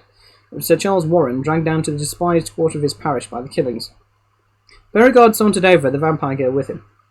A newborn constable was shifting a square of packing case away from the wall against which it had been resting. A fat rat, body as big and bloated as a rugby ball, shot out and darted between the commissioner's polished shoes, squeaking like a rusty nail on a slate. Lestrade moved aside to let them into a group. The constable had disclosed a squall. The vampires are not the men that will be blamed for nothing. So obviously the vampires are to be blamed for something, deduced the commissioner astutely. Could the Ripper be one of us? Asked one of the distinguished-looking Newman civilians who had come with Sir Charles. Not of you, Beauregard muttered. The man's obviously trying to throw us off, put in Abeline, who was still warm. That's an educated man trying to make us think he's an illiterate. Only one misspelling and double negative even the thickest costermonger wouldn't actually use. Like the letters? Asked Genevieve. Abeline thought, personally, I think the letters were some smart circulation drum at the Whitechapel Star playing silly buggers to drive up sales. This is a different hand, and this was the Ripper. It's too close to be a coincidence. You referred he was not here yesterday, Beauregard asked. The beat man swears not. The constable agreed with the inspector. Wipe it off, Sir Charles said. Nobody did anything. There'll be mob rule. We're still few and the warm and many. The commissioner took his own handkerchief to the chalk and rubbed it away. Nobody protested at the destruction of the evidence. There, Sir Charles said, job done. Sometimes I think I have to do everything myself. Beauregard saw a narrow-minded impulsiveness that might have passed for stout-hearted valour at Rorke's Drift or Lucknow, and understood just how Sir Charles could make a decision that ended in a massacre. The dignitaries drifted away back to their cabs and clubs in comfort. On the East End coppers stayed behind to clean up. Right, said Lestrade, I want the cells full by sundown. All in every tart, every primp, every bruiser, and every pickpocket. Threaten them with whatever you want. Someone knows something, and sooner or later, someone will talk. That would please the Circle in Limehouse not a bit, Beauregard reflected. Furthermore, Lestrade was wrong. Beauregard had a high enough estimation of the profession and his colleagues to believe that any criminal in London knew so much as a hint as to the identity of the Ripper, it would have been passed directly to him. In the week and a half since he had been taken to meet with them, he had heard nothing. He found himself alone with Genevieve as the sun set. She took off her cap. So, she said, shaking her hair. That's better. October the 22nd... 11. October 22nd, 1888. I am keeping Mary Kelly. She is so like Lucy, so like what Lucy became. I have paid her rent up to the end of the month. I visit her when I can, when my work at the hall permits, and we indulge in our peculiar exchange of fluids. That double event, hideous expression, has unnerved me, and I think I shall halt my night work. It is still necessary, but it is becoming too dangerous. The police are against me, and there are vampires everywhere. Besides, I am learning from Kelly, learning about myself. She tells me as we lie in the bed on her lodgings in Miller's Court that she's gone off the game, that she's not seeing other men. I know she is lying, but I do not make an issue of it. I open her pink flesh up and I vent myself inside her, and she gently taps my blood, her teeth sliding into me. I have scars on my body, scars that itch like the wound Renfield gave me in Purfleet. I am determined not to turn, not to go weak. Money is not important. Kelly can have whatever I have left from my income. Since I came to Toynbee Hall, I've been drawing no salary and heavily subsidising the purchase of medical supplies and other necessaries. There's always been money in my family. No title, but always money. Stride knew me when the police brought her to the hall, and she would have identified me if Beauregard had not finished her. Others must have seen me about my night work. Between Stride and Eddowes, I ran through the streets in a panic, bloodied and with a scalpel in my fist, and there is a not bad description in the Police Gazette. There are so many fabulations about the Ripper, fueled by still more silly notes to the press and the police, that I can hide unnoticed among them, even if the occasional rumour strikes uncomfortably close. A patient of mine, an uneducated immigrant named Kosminski. You'll recognise that name if you know anything about the Jack the Ripper case. Confessed to me that he was Jack the Ripper, and I duly turned him over to Lestrade for examination. He showed me the file of similar confessions, and somewhere out there the letter writer chortling over his silly red ink and arch jokes. George Lusk, chairman of the Vigilance Committee, was sent half a calf's kidney with a note headed, "From Hell," claiming that the enclosure was one of the dead women. "T'other piece I fried and ate. It was very nice." I worry about Genevieve. There are vampires have a kind of red fog in their brains, but she is different. I have read a piece by Henry Jekyll in the Lancet, speculating on the business of the vampire bloodline as delicately as possible, suggesting there might be something impure about the royal strain the prince consort has imported. So many of Dracula's get twisted, self-destructing creatures torn apart by their changing bodies and uncontrollable desires. Royal blood, of course, is notoriously thin. And Jekyll has disappeared. Lestrade denies that he's been carted off to Devil's Dyke, but many who dare venture opinion against the Prince Court seem to get lost in the fog. I know what I do is right. I was right to save Lucy by cutting off her head, and I've been right to save the others. Nichols, Shern, Stride, and Eddowes, I am right, but I shall stop. I am an alienist, and Kelly has made me turn my look back upon myself. Is my behaviour so different from poor Renfield's, amassing his tiny debts like a miser hoards pennies? Dracula made a freak of him, and he has made a monster of me. And I am a monster. Jack the Ripper. I shall be classed with Tweeny Todd, Sawney Bean, Jonathan Wild, Billy Bonney, and endlessly served up in the Police Gazette and famous crimes past and present. Already there are penny dreadfuls about Saucy Jack, Red Jack, Spring-Heeled Jack, Bloody Jack. Soon there will be music hall turns, sensational melodramas, a wax figure in Madame Tussauds' Chamber of Horrors. I meant to destroy a monster, not become one. I have made Kelly tell me about Lucy. The story I am no longer ashamed to realise excites me. I cannot care for Kelly as herself, so I must care for her, for Lucy's sake. All killers do think they're right, yes, as do all many monsters. And the Lucy I remember is smug and prim and properly flirtatious, delicately encouraging my attentions, but then clumsily turning me away when Arthur dangled his title under her nose. Somewhere between that befuddling but enchanting girl and the screaming leech whose head I sawed free of its shoulders was the newborn who turned Kelly, Dracula's get. With each retelling of the nocturnal encounter on the heath, Kelly adds new details. She either remembers more or invents them for my sake. I'm not sure I care which. Sometimes Lucy's advances to Kelly are tender, seductive, mysterious, with heated caresses before the dark kiss. At other times they are brutal rape, with needled teeth shredding flesh and muscle, pain mixed in with the pleasure. We illustrate with our bodies Kelly's stories. I can no longer remember the faces of the dead women. There is only Kelly's face, and that becomes more like Lucy with each passing night. I have bought Kelly clothes similar to those Lucy wore. The nightgown she wears before we couple is very like the shroud in which Lucy was buried. Kelly styles her hair like Lucy's now. Her speech is improving, the Irish accent fading. Soon, I hesitate to hope, Kelly will be Lucy. Of everything in this book, this story, I think that part's the worst. It's been nearly a month, Charles, the vampire girl ventured. Perhaps it's over. Beauregard shook his head. No, Genevieve, he said, good things come to an end, and bad things have to be stopped. You're right, of course. It was well after dark, and they were in the 10 Bells. Beauregard was becoming as familiar with Whitechapel as he had with the other strange territories to which the Diogenes Club had dispatched him. I've actually been to the 10 Bells. It still looks very close to what it used to. Like, it doesn't seem like... It's 19th century-ish. It doesn't look like it's changed.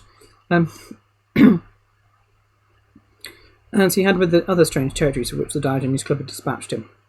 He spent his days asleep in Chelsea and his nights in the East End with Genevieve, hunting the Ripper, and not catching him.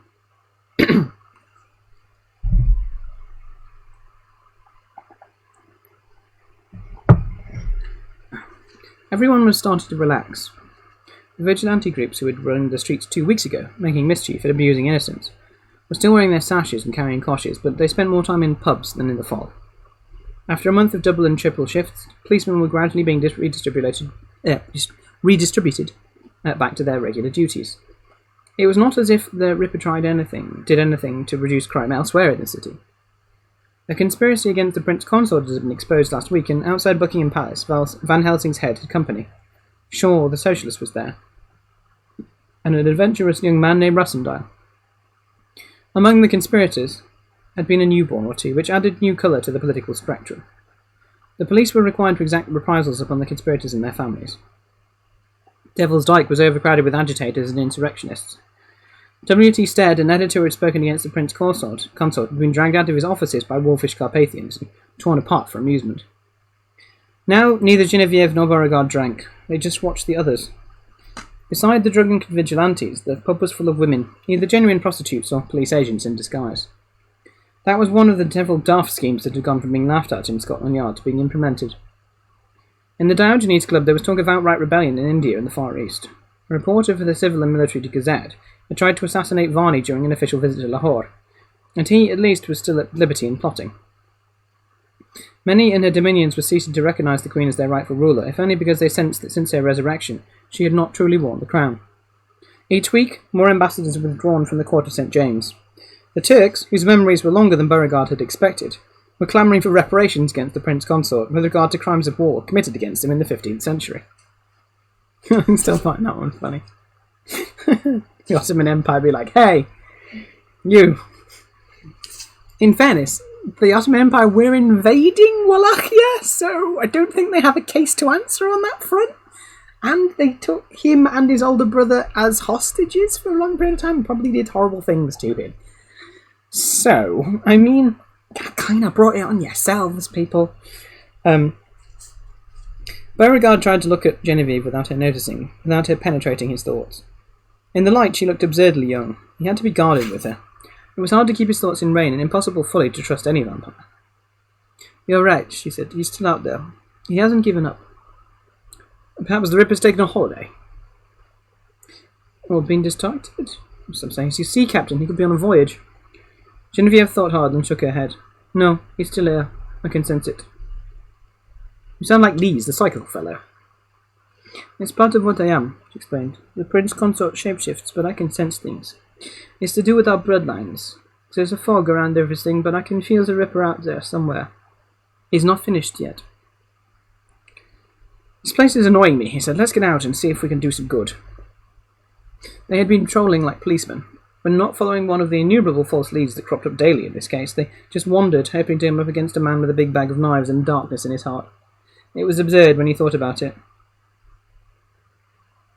I'd like to call in on the whole. Jacques Seward has a new lady-love and has been neglecting his duties. They stood up and he helped her arrange her cloak on her shoulders. Careless fellow, he observed. Not at all. He's just driven, obsessive. I'm glad he's found a distraction. He's been heading for a nervous collapse for years. He had a bad time of it when blood pressure first came. I believe, although it's not something he cares to talk about much. They pushed through the ornately glassed doors and into the streets. Beauregard shivered in the cold, but Genevieve just breezed through the icy fog, as if it were light spring sunshine. He had constantly to remind himself that this sharp girl was not human. Down the street stood a cab, the horse funneling steam from its nostrils. Beauregard recognised the cabby. What is it? Genevieve asked, noticing his sudden tension. Recent acquaintances, he said. The door drifted open, creating a swirl in the fog. Beauregard knew they were surrounded. A tramp huddled in the alleyway across the road, the idler hugging himself against the cold, the one he couldn't see in the shadows under the tobacconist's shop. He thumbed the catch of his cane, but he did not think it would take them all and look after Genevieve. Someone leaned out of the cab and beckoned them. Beauregard, with casual care, walked over. Genevieve Dieudonné, Beauregard introduced her, Colonel Sebastian Moran, formerly of the 1st Bangalore Pioneers, author of Heavy Game of the Western Himalayas, and one of the greatest scoundrels unhanged. My boy! I just like him so much. He's terrible. My random favourite Sherlock Holmes character. The newborn in the coach was an angry-looking brute, uncomfortable with evening dress, moustache bristling fiercely. When alive, he must have had the ruddy tan of an injure hand, but now he looked like a viper, poisoned sacs bulging under his chin. Moran grunted something that might count as an acknowledgement and ordered them to get in the coach. Beauregard hesitated and stepped back to allow her to go first. He was being clever, she realised. If the colonel meant harm, he would keep an eye on the man he considered a threat. The newborn would not believe her 4.5 centuries stronger than he. If they came to it, she could take him apart. Genevieve sat opposite Moran, and Beauregard took the seat next to her. Moran tapped the roof and the cab trundled off. With the motion, the black-hooded bundle next to the colonel nodded forwards and had straightened up and leaned back. A friend? Beauregard asked. Moran snorted. Inside the bundle was a man either dead or insensible. What would you say if I told you this was Jack the Ripper? I suppose I'd have to take you seriously. I understand you only hunt the most dangerous game. Moran grinned like a devil, tiger fangs into his whiskers. Hunting hunters, he said. It's the only sport worth talking about. They say Quatermain and Roxton are better than you with a rifle, and that Russian general who uses the Tartar warbow, which I think is a reference, is the best of all. Quatermain certainly is, that's Anne Quatermain. The colonel brushed away the comparison. So they're all still warm. Moran had a stiff arm out, holding back the clumsy bundle. We're on our own in this hunting trip, he said. The rest of them aren't in it. Beauregard considered. It's been nearly a month since the last matter, the colonel said. Jack's finished. That's not enough for us, is it? If business is to get back to the usual, Jack has to be seen to be finished. They were near the river. The Thames was a sharp, foul undertaste in the air. All the filth of the city wound up in the river and was disseminated into the 7 seas. Garbage from Rotherhithe and Stepney drifted to Shanghai and Madagascar. Moran got a grip on the black winding sheet and wrenched it away. From a pale, bloodied face, Genevieve recognised the man. Druid, she said. Montague John Druid, I believe, the colonel said. A colleague of yours with very peculiar nocturnal habits. This was not right. Druid's left eye opened in a rind of blood. He had been badly beaten, but he was still alive. The police considered him early in the investigation, Beauregard said, surprised to Genevieve, but he was ruled out. He had easy access, Moran said. Toynbee Hall is almost dead centre of the pattern made by the murder sites. He fits the popular picture, crackpot toff with the bizarre delusions. Nobody, begging your pardon, ma'am, really believes an educated man works among tarts and beggars out of Christian kindness. And nobody's going to object to Druitt hanging for the slaughter of a handful of whores. He's not exactly royalty, is he? He don't even have an alibi for any of his killings. You evidently have close friends at the yard. Moran flashed his fearful grin again. So do I extend my congratulations to you and your lady friend? The colonel asked. Or have you caught the Jack the Ripper? Beauregard took a long pause and thought. Genevieve was confused, realising how much had been kept for her. Druitt was trying to say something, but his broken mouth couldn't frame words. The coach was thick with the smell of slick blood, and her own mouth was dry. She had not fed him too long. No, Beauregard said, Druitt will not fit. He plays cricket. So there's another blackguard I could name. That don't prevent him from being a filthy murderer. In this case it does. On the mornings after the 2nd and 3rd and 4th murders, Druitt was on the field. After the double event, he made a half-century and took 2 wickets. I hardly think he could have managed that if he'd been up all night chasing and killing women. Moran was not impressed. He made it sound like a rotten detective. All clues and evidence and deductions. Druitt here is committing suicide tonight, filling his pockets with stones and taking a swim in the Thames. I dare say the body had been bashed about a bit before he's found, before he does the deed. He'll leave behind a confession. And his handwriting's going to look juiced like that on those bloody crank letters. Moran made Druitt's head nod. It won't wash, Colonel. What if the real Ripper starts killing again? Wars die. Beauregard, it happens often. We found one Ripper, we can always find another. Let me guess. Pedochenko, the Russian agent? The police considered him for a moment or two. Sir William Gull, the Queen's physician. The Theosophist, Dr. Dunstan, the solicitor Soames Forsyte, the cretin Aaron Kosminski, broad leather apron Pizer, Dr. Jekyll, Prince Eddie, Walter Sickert, Dr. Cream. It's a simple matter to put exalcum into that. He just ran through all the Jack the Ripper suspects one by one there. It's a simple matter to put a scalpel in someone's hand and make him up for the part. I won't stop the killing. I didn't take you for a fastidious sort, Beauregard. You don't mind serving vampires, or... A sharp nod to Genevieve, consorting with them. You may be warm, but you're chilling by the hour. Your conscience lets you serve the Prince Consort. I serve the Queen, Moran. The Colonel started to laugh, but after a flash of razor lightning in the dark of the cab, found Beauregard's sword cane at his throat. I know it's silversmith, too, Beauregard said, just like Jack. Druitt tumbled off his seat and Genevieve caught him. He was broken inside. Moran's eyes glowed red in the gloom. The silvered length of steel held fast, its point dimpling in the Colonel's Adam's apple. I'm going to turn him, Genevieve said. He's too badly hurt to be saved in another way. Beauregard nodded to her, his hand steady. With a nip, she bit into her wrist and waited for the blood to well up. If Druitt could drink enough of her blood as she drained him, the transformation would begin. It was a long time, centuries, since she's had any get. The years had made her cautious, or responsible. Another new one, Moran snorted. We should have been more selective when it all started. Drink, she cooed. What did she really know about Montague John Druitt? Like her, he was a lay practitioner, not a doctor, but with some medical knowledge. She did not even know why a man with some small income position should want to work at Toynbee Hall. He was not an obsessive philanthropist like Seward. He was not a religious man like Booth. Genevieve had taken him for granted as a useful pair of hands. Now she was going to have to take responsibility for him, possibly forever. If he became a monster like Vlad Depeche, or even like Colonel Sebastian Moran, then it would be her fault. She would be killing all the people Druitt killed. And he had been a suspect. Even if innocent, there was something about Druitt that made him seem a likely ripper. Drink, she said, forcing the word from her mouth. Her wrist was dripping red. She held her hand to Druitt's mouth. Her incisors slid from their gum sheaths, and she dipped her head. The scent of Druitt's blood was stinging in her nostrils. Druitt had a convulsion, and she realized his need was urgent. If he did not drink her blood now, he would die.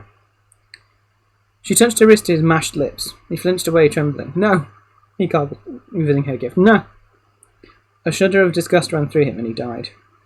Not everybody wants to live forever at any price, Moran observed. What a waste. Genevieve reached across the space between them and backhanded the Colonel across the face, knocking away Beauregard's cane. Moran's red eyes shrank, and she could tell he was afraid of her. She was still hungry, having allowed the red thirst to rise in her.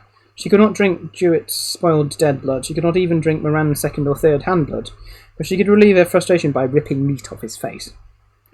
Call her off, Moran spluttered. One of her hands was at his throat, and the other was drawn back. The fingers gathered into a point, sharp talons bunched like an arrowhead. It would be so easy to put a hole in Moran's face. It's not worth it, Beauregard said. Somehow his words cut through her crimson rage, and she held back. He may be a worm, but he has friends, Genevieve. Friends you wouldn't want to make enemies of. Her teeth slipped back into her gums, and her sharpened fingernails settled. She was still itchy for blood, but she was in control again. Beauregard nodded, and Moran had the coach stop. The Colonel, his newborn's confidence in shreds, was shaking as they stepped down. A trickle of blood leaked from one eye. Beauregard sheathed his cane, and Moran wrapped a scarf around his pricked neck. Quartermain wouldn't have flinched, Colonel, Beauregard said. Good night, and give my regards to the Professor. Moran turned his face away into the darkness, and the cab wheeled away from the pavement, rushing into the fog. Genevieve's head was spinning. They were back where they had started, near the 10 Bells. The pub was no quieter now than when they'd left. Women loitered by the doors, strutting for passers-by. Her mouth hurt and her heart was hammering. She made fists and tried to shut her eyes. Beauregard held his wrist to her mouth. Here, he said, take what you need. A rush of gratitude made her ankles weak. She almost swooned, but at once dispelled the fog in her mind, concentrating on her need. She bit him gently and took as little as possible to slake the red thirst. His blood trickled down her throat, calming her and giving her strength. When it was over, she asked him if it was his first time, and he nodded. It's not unpleasant, he commented neutrally. It can be less formal, she said, eventually. Good night, Genevieve, he said, turning away. He walked into the fog and left her, his blood still on her lips. She realised she knew as little about Charles Beauregard as she had about Druitt. He had never really told him why he was interested in the Ripper, or why he continued to serve his vampire queen. For a moment she was frightened. Everyone around her wore a mask, and behind that mask might be anything.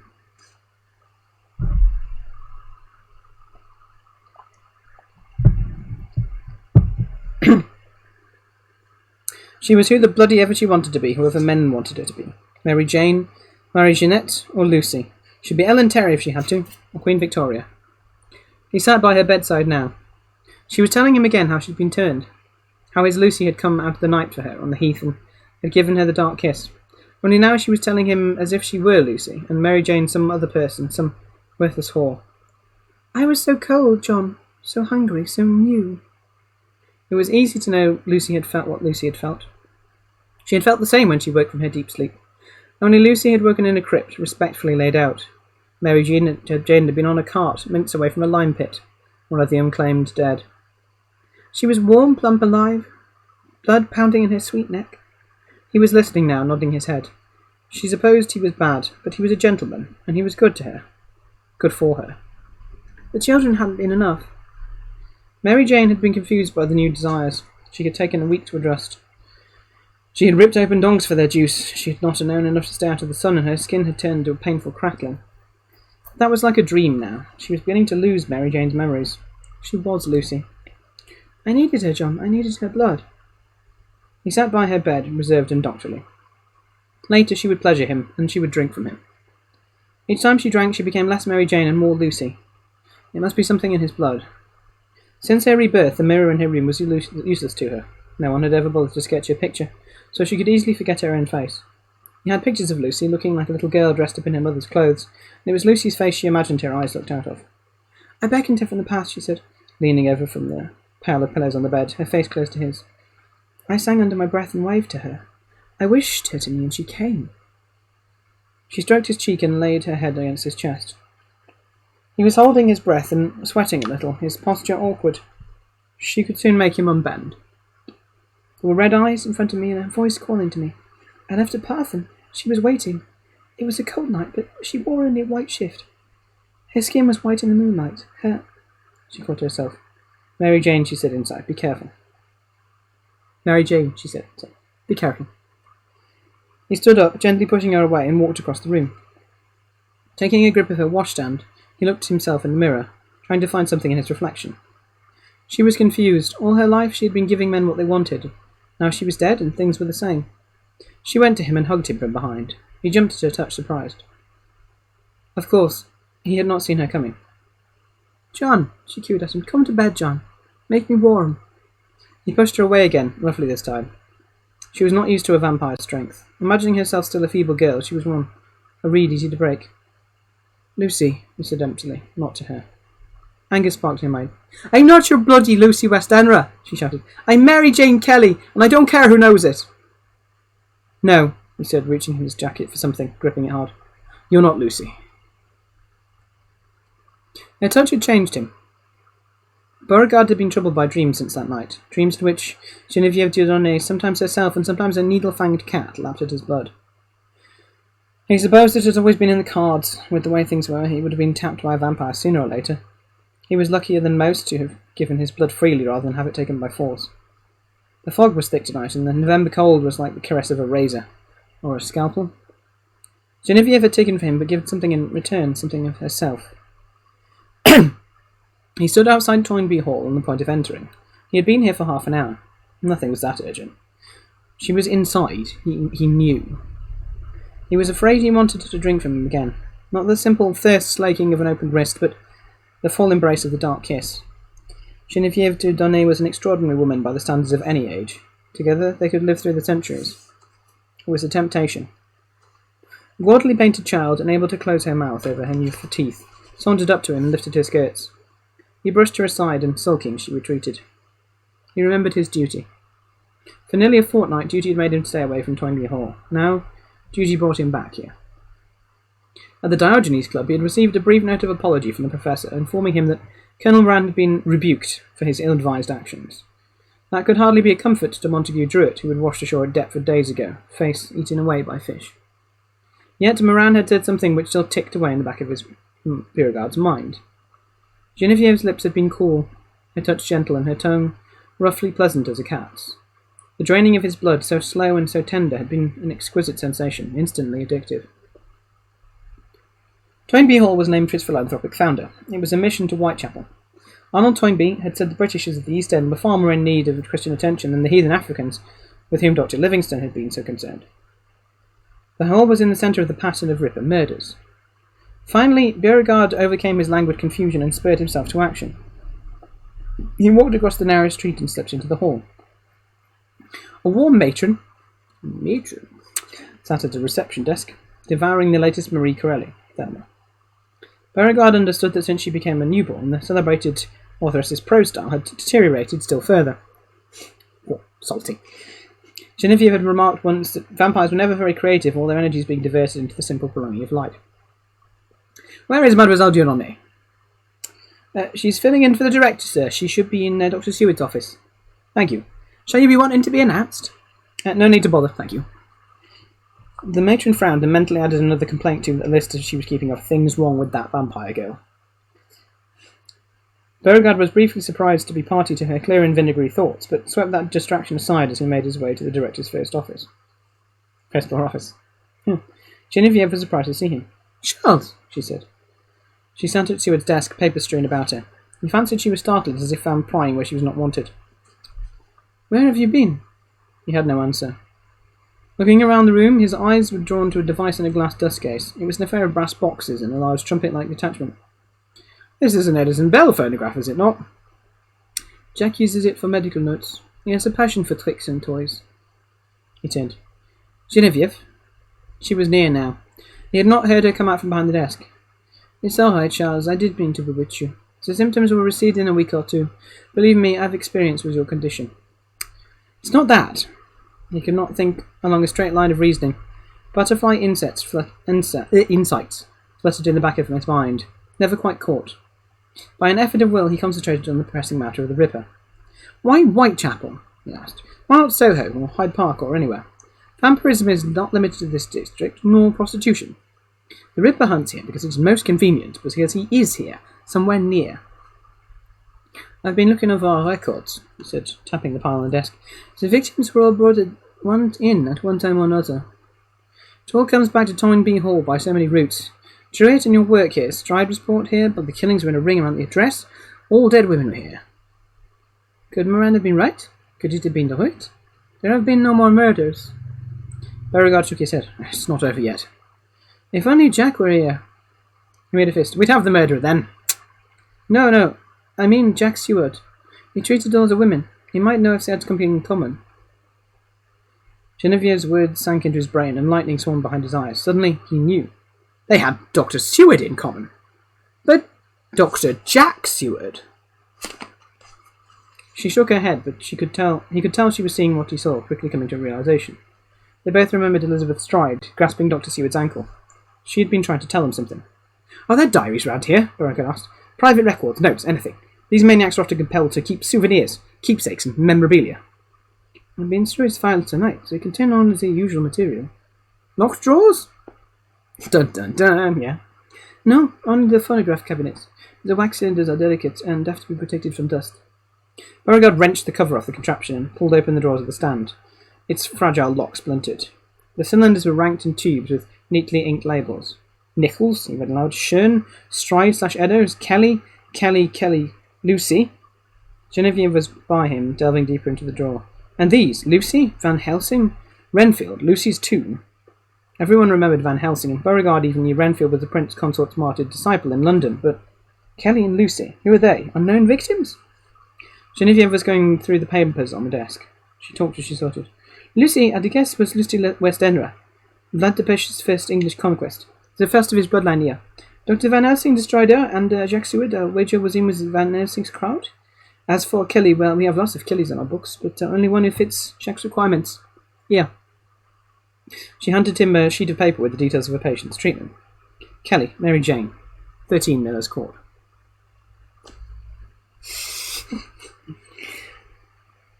Fucking hell, said Beauregard. Genevieve had to agree with him. The stench of dead blood hit her in the stomach like a fist, and she had to hold on to the door frame to keep from fainting. She had seen the leavings of murderers before, and blood-muddied battlefields, and plague holes, and torture chambers, and execution sites, but 13 Miller's Court was the worst of it all. Dr. Seward knelt in the middle of the red ruin, barely recognisable as a human being. He was still working, his apron and shirt sleeves dyed red, and his silver scalpel flickering in the firelight as he made further pointless incisions. Mary Kelly's room was a typical cramped lodging. A bed, a chair, and a fireplace with barely enough floor to walk around the bed. Seward's operations had spread the girl across the bed and the floor, and around the walls up to the height of 3 feet. The cheap muslin curtains were speckled with halfpenny-sized dots. This is interesting because this is the... one of the interesting things about the Jack Ripper case, I understand, is that it was one of the first ever crime scene photography, and there is still the crime scene photograph of Mary Kelly's body strewn across her bed, eviscerated. So we know, I imagine that Kim Newman was working from that when he described this. Yep. In the grate, a bundle still burned, casting a red light that seared into Genevieve's night-sensitive eyes. Seward did not seem overly concerned with their intrusion. "Nearly done," he said, lifting out an eyeball from a pie-shaped expanse that had once been a face, snipping deftly through the optic nerves. "I have to be sure Lucy is dead. Van Helsing says her soul will not rest until she is truly dead." Yep. Yeah. Crime history. The Ripper case is fascinating for a number of reasons. That's why there's so much written about it, I think. He was calm, not ranting. Beauregard had his pistol out and aimed. "Put the knife down and step away from her," he said. Seward placed the knife on the bedspread and stood up, wiping his hands on an already bloody patch of apron. Mary Kelly was truly dead. Genevieve had no doubt about that. "It's over," Seward said. "We've beaten him. We've beaten Dracula. The foul contagion cannot spread further." Genevieve said nothing to say. Her stomach was still a tight fist. Seward seemed to see Genevieve for the first time. "Lucy," he said, seeing someone else somewhere else. "Lucy, it was all for you." He bent to pick up his scalpel and Beauregard shot him in the shoulder. Beauregard spun round, his fingers grasping air, and slammed against the wall. He pressed his gloved hand to the wall and sank downwards, his knees protruding as he tried to make his body shrink. In the wall, a scrap of silver shone where Beauregard's bullet had lodged. Genevieve had snatched the weapon away from the bed. Its silver blade itched, but she held it by the enamelled grip. It was such a small thing to have done so much damage. "The shot will have alerted people," Beauregard said. "We have got to get him out of here. A mob would tear him apart." Genevieve hauled Seward upright, and between them they got him into the street. His clothes were sticky and tacky from the drying, foul-smelling gore. It was nearing morning, and Genevieve was suddenly tired. The cold air did not dispel the throbbing in her head. The image of 13 Miller's Court was imprinted on her mind, like a photograph upon paper. She would never, she thought, lose it. Seward was easy to manipulate. He would walk with them to a police station or to hell. From hell. That's where the letters had come. 12. As soon as they were out of the charnel house, Beauregard made his decision. The women were dead, and Seward was mad. No justice could be served by turning him over to Lestrade. "Hold him up, Genevieve," he said, "against the wall." She knew what he was about and gave her consent. Seward was propped against the wall of the alley. His face was wearily free of expression. Blood dribbled from his wound. Beauregard drew his sword cane. The rasp cut through the tiny night sounds. "He bit me," the Ripper said, remembering some trivial incident. "The bad man bit me." Seward held out his gloved and swollen hand. Genevieve nodded, and Beauregard slipped his blade through Seward's heart. The point scraped brickwork. Beauregard withdrew the sword and sheathed it. Seward, cleanly dead, crumpled. "Prince Consort would have made him immortal just so he could torture him forever," he said. Genevieve agreed with him. "He was mad, but not responsible." "Then who?" he asked. "Was responsible." "It's the thing who drove him mad." Beauregard looked up. A cloud had passed from the face of the moon, and it shone down through the thinning fog. He fancied he'd seen a bat, large and black, flitting up in the stratosphere. His duty was not yet discharged. 13. The Queen's carriage had called for her at Toynbee Hall, and a fidgety coachman named Netley was delicate negotiating away through the cramped streets of Whitechapel. Netley had already picked up Beauregard from the Diogenes Club. The huge black horse and its discreetly imposing burden would feel less confined once they were on the wider thoroughfares of the city. Now the carriage was like a panther in Hampton Court maze, prowling rather than moving as elegantly and speedily as it was meant to. In the night, hostile eyes were aimed at the black coach and the coat of arms it bore. Genevieve noticed Beauregard was somewhat subdued. She had seen him several times since the night of November 9th, since 13 Miller's Court. She had even been admitted into the hallowed chambers of the Diogenes Club to give evidence for a private hearing, at which Beauregard was called upon to give an account of the death of Dr. Seward. She understood the secret ways of government, and realised this tribunal had much to do with deciding which truths should be concealed, as what should be presented to the public at large. The chairman, a venerable and warm diplomat who had weathered many changes of government, took everything in, but gave out no verdict, simply absorbing the information, as each grain of truth shaped the policies of a club that was often more than a club. There were few vampires in the Diogenes Club, and Genevieve wondered whether it might be a hiding place for pillars of the ancien regime, or a nest of insurrectionists. An engraved invitation to the palace had been delivered personally into her hand. As acting director of the hall, she was busier than ever. A new strain of plague was running through the newborns of Whitechapel, triggering off their undisciplined shape-shifting powers creating a horde of short-lived, agonised freaks. But a summons from the Queen and the Prince Consort was not to be ignored. Presumably they were to be honoured for their part in ending the career of Jack the Ripper. A private honour perhaps, but an honour nevertheless. Genevieve wondered if Beauregard would be proud to meet his sovereign, or if her current state would sadden him. She had heard stories of the situation inside the palace, and she knew more of Vlad Tepes than most. Among vampires, he had always been the man who would be king. The carriage passed through Fleet Street, past the board-up and burned-out offices of the nation's great newspapers, and the Strand. There was no fog tonight, just an icy wind. It had been generally decided in the ruling cabal of the Diogenes Club that the identity of the murderer should be withheld, although it was common knowledge that his crimes had come to an end. Arrangements had been made at Scotland Yard, and the Commissioner's resignation exchanged for an overseas posting, and Lestrade and Aberline were on fresh cases. Nothing much had changed. Whitechapel was hunting a new madman now, a murderer of brutish disposition and appearance, named Edward Hyde, who had trampled a small child and then raised his ambitions by shoving a broken walking stick through the heart of a newborn Member of Parliament. Once he was stopped, another murderer would come along, and another, and another. In Trafalgar Square, there were bonfires. The red light filled the carriage as they passed Nelson's Con. The police kept dousing the fires, but insurrectionists started them up again. Scraps of wood were smuggled in. Items of clothing even were used to fuel the fires. Newborns were superstitiously afraid of fire and did not like to get too close. Beauregard looked out with interest at the blazes heaped around the stone lions. Originally a memorial to the victims of Bloody Sunday, they had a new meaning now. News had come through from India, where there had been another mutiny, with many warm British troops and officials throwing in their lot with the natives. Sir Francis Varney, the unpopular vampire viceroy, had been dragged from his hiding place in the Red Fort in Delhi by a mob and cast into just such a fire, burned down to ash and bones.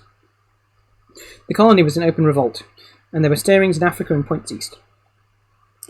Crowds were scuffling among the fires, one of the Prince Consort's Carpathian Guard tossing warm young men about, while the fire brigade perhaps half-heartedly tried to train their hoses. Placards were waved and slogans shouted. Jack still rips, a graffito read. The letters were still coming. The red ink scroll signed Jack the Ripper. Now they called for the Warm to rally against their vampire masters. Whenever a newborn was killed, Jack the Ripper took the credit. Beauregard had said nothing, but that Genevieve suspected that the letters were issued from the Diogenes Club. She saw that a dangerous game was being played in the halls of secret government, factions conspiring against each other, with the ruination of the Prince Consort as an end. Dr. Seward might have been mad, but his work had not been entirely wasteful. Even a monster became a hero, a new Guy Fawkes. A purpose was being served. She was a vampire, but she was not of the bloodline of Vlad Tepes. That left her as ever on the sidelines of history. She had no real interest either way. It had been refreshing for a while not to have to pretend to be warm, but the Prince Consort's regime made things uncomfortable for most of the undead. For every noble vampire in his townhouse with a harem of willing blood slaves, there were 20 of Mary Kelly, Lily or Cathy Eddowes, as miserable as they had ever been, their vampire attributes addictions and handicaps rather than powers and potentials. The carriage, able to breathe at last, rolled down the mall towards Buckingham Palace. Insurrectionist leaders hung in chains from cruciform cages lining the road, some still barely alive. Within the last 3 nights, an open battle had raged in St. James's Park, between the warm and the dead. "Look," Beauregard said sadly, "there's Van Helsing's head." Genevieve craned her neck and saw the pathetic lump on the end of its raised pike. The story was that Abraham Van Helsing was still alive, in the Prince Consort's thrall, raised high so that his eyes might see the reign of Dracula over London. The story was a lie. What was left was a fly-blown skull hung with ragged strips. They were at the palace. 2 Carpathians in midnight black uniforms slashed with crimson hauled the huge ironwork frames aside as if they were silk curtains. The exterior of the palace was illuminated. The Union Jack flew, and the crest of Dracula. Beauregard's face was a blank. The carriage pulled up at the entrance, and a footman opened the door. Genevieve stepped down at first, and Beauregard followed. She had selected a simple dress, having nothing better, and knowing finery had never suited her. He wore his usual evening dress, and handed his cape and his cane to the servant who took her cloak. A Carpathian, his face a mask of stiff hair, stood by to watch him hand over his cane. He turned over his revolver too. Silver bullets were frowned on at the court, and smithing with silver was punishable by death. The palace doors were hauled open in lurches, and a strange creature, a tailored, party-coloured suit emphasising the extensive and grotesque modifications of his body, growths the size of loaves sprouting from his torso, his huge head and knotted turnip in which human features were barely discernible, admitted them. Genevieve was overwhelmed with pity for the man, perceiving at once that this was a warm human being, not the fruit of some catastrophically failed attempt at shapeshifting. Beauregard nodded to the servant and said, "Good evening, Merrick, is it not?" "You're a fibroblastoma." The Elephant Man. That's the Elephant Man. He had he's believed to have a disease known as neurofibroblastomia, which is essentially where your nerve endings sprout random tumours. There are people alive who have it. In fact, it is treatable, but it's a lifelong condition you have to deal with, unfortunately. A smile formed somewhere in the doughy expanses of Merrick's face, and he returned the greeting, his words slurred by excess sleeves of flesh around his mouth. "And how is the Queen this evening?" Merrick did not reply, but Genevieve imagined she saw an expression in the unreadable map of his features. There was a sadness in his single exposed eye, and a grim set to his lips. Beauregard made Merrick a card and said, "Compliment to the Diogenes Club." Something conspiratorial passed between them, the perfectly groomed gentleman adventurer and the hideously deformed servant. Merrick led them down the hallway, hunched over like a gorilla, using one long arm to propel his body. He had one normal arm which struck uselessly from his body, penned in by lumpy swellings. Obviously it amused Vlad Tepes to keep this poor creature as a pet. He'd always had a fondness for freaks in sports. Merrick knocked on the door. "Genevieve," Beauregard said, voice just above whisper, "if what I do..." "Yes, it really is. It's wondrous how medical treatments have moved on, and also how they haven't moved on at all. Yeah. Well, I mean, something we still really can't treat. I mean, sort of highly advanced gene therapy, which is what it would take, I think. If what I do brings harm to you, I am sincerely sorry." She did not understand him. As her mind raced to catch up with him, he leaned over and kissed her on the mouth, the warm way. She tasted him and was reminded. Sharing of blood had established a link between them. The kiss broke and he stood back, leaving her baffled. Then a door was opened and they were admitted into the royal presences. Nothing had prepared her for the sty the throne room had begun. Dilapidated beyond belief, its once fine walls and paintings torn and stained, with the stench of dried blood and human ordure thick in the air. The room was ill lit by battered chandeliers and full of people and animals. Laughter and whimpering competed, and the marble floors were thick with filthy discharges. An armadillo rolled by, its rear parts clogged with its own dirt. Just feel sorry for that armadillo. Merrick announced them, his palate suffering as he got their names out. Someone made a crude remark and gales of laughter cut through the din, and then were cut off at a wave of the prince consort's ham-sized hand. Vlad Tepes sat upon the throne, massive as a commemorative statue, his face enormously bloated, rich red under withered grey. Stinking moustaches hung to his chest, stiff with recent blood, and his black stubbled chin was dotted with the gravy stains of his last feeding. An ermine-coloured cloak clung to his shoulders like the wings of a giant bat. Otherwise, he was naked, his body thickly coated with matted hair, blood and filth clotting on his chest and limbs. His white manhood, tipped scarlet as an adder's tongue, lay coiled like a snake in his lap. His body was swollen like a leech's, his rope-thick veins visibly pulsing. Beauregard shook in the presence, and the smell smiting him like blows. Genevieve held him up and looked around the room. "I never dreamed," he muttered. "Never." A warm girl ran across the room, pursued by one of the Carpathians, his uniform in tatters. He brought her down with a swipe of a bear paw and began to tear at her back and sides with the triple-jointed jaws, taking meat as well as drink. The Prince Consort smiled.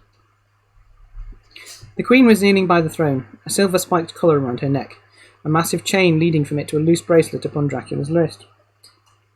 I always think the scene is very reminiscent of Jabba the Hutt in Princess Leia. She was in her shift and stockings, brown hair loose and blood on her face. It was impossible to see the round old woman she had been in this abused girl. Genevieve hoped she was mad, but feared she was only too well aware of what was going on about her. She turned away, not looking at the Carpathian's meal. Yeah, poor armadillo. Or, Majesties, Beauregard said, bowing his head. Vlad Tepes laughed, an enormous farting sound exploding from his jaggedly fanned maw. The stench of his breath filled the room. It was everything dead and rotten. A fastidiously dressed vampire youth, an explosion of lace escaping at his collar from the tight black shine of his velvet suit, explained to the Prince Consort who the guests were. Genevieve recognised the Prime Minister, Lord Ruthven. "These are the heroes of Whitechapel." the English vampire said, a fluttering handkerchief before his mouth and nose. The prince consort grinned ferociously, eyes burning like crimson furnaces, moustaches creaking like leather straps. "The lady and I are acquainted," he said, in surprisingly perfect and courteous English. "We met at the home of the Countess Dollingen of Grasse, some 100 years ago." Genevieve remembered well. The Countess, a snob beyond the grave, had summoned what she referred to as the undead aristocracy, and several of Vlad Tepesh's Transylvanian associates. Princess Vida, Countess Bathory, Count Jorga, Count von Krog.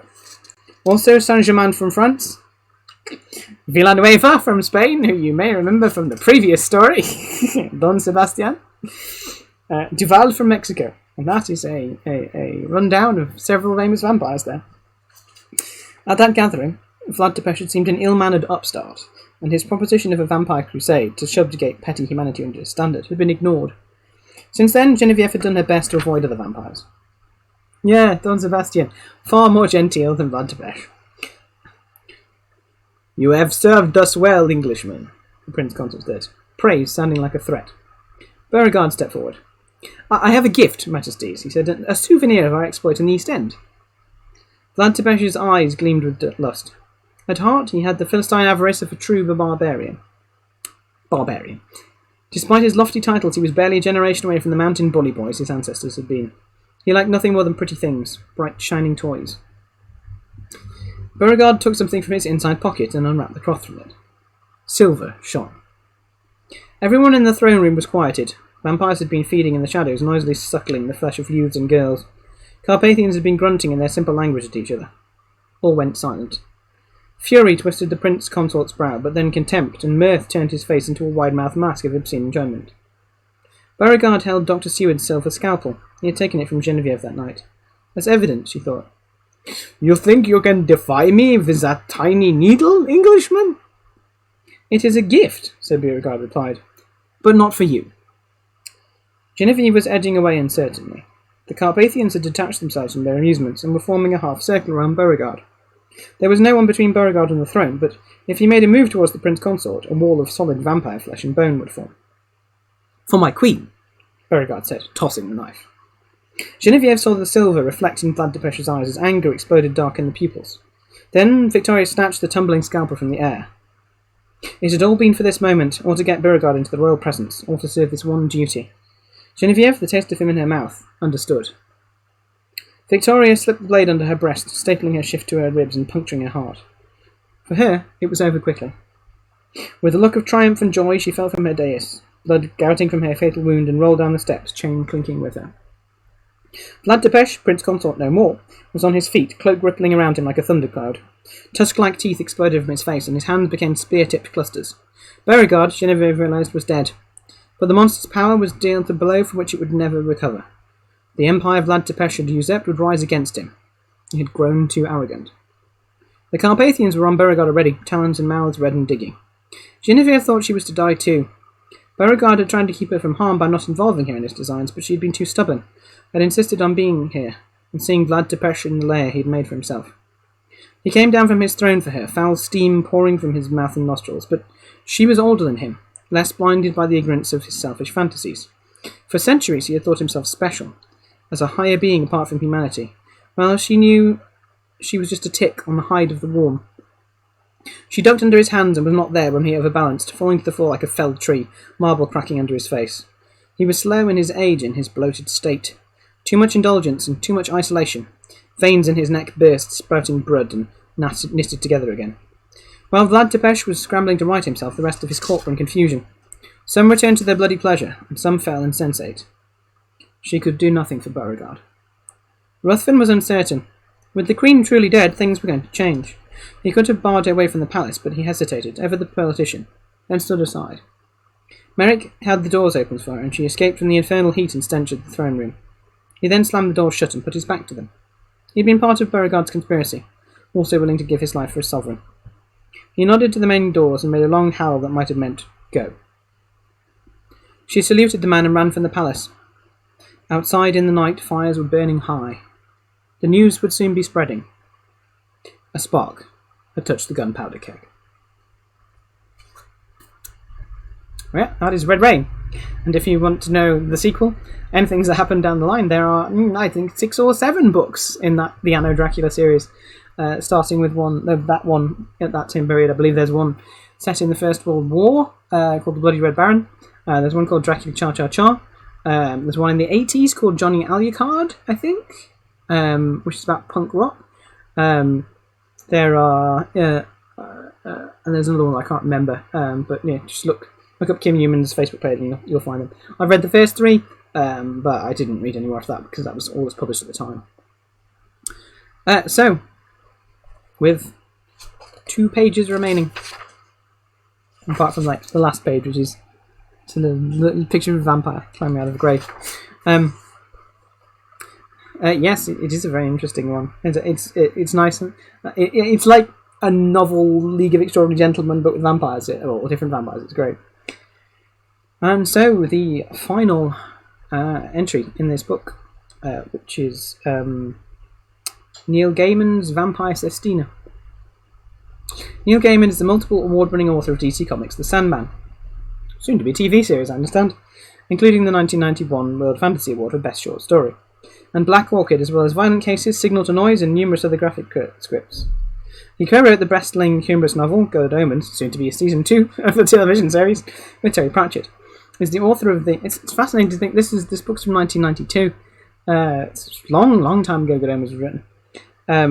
Is author of the official Hitchhiker's Guide to the Galaxy Companion, co-devised the Temps Shared World series, and co-edited Ghastly Beyond Belief with Kim Newman, and Now We Are Sick with Stephen Jones, who is the editor of this anthology, I think. The poem that follows seemed like an atmospheric way to round out this collection. I wait here at the boundaries of dream, all shadow-wrapped, the dark air tastes of night. So cold and crisp, and I wait for my love. The moon has bleached the colour from her stone. She'll come, and then we'll stalk this petty world, alive to darkness and the tang of blood.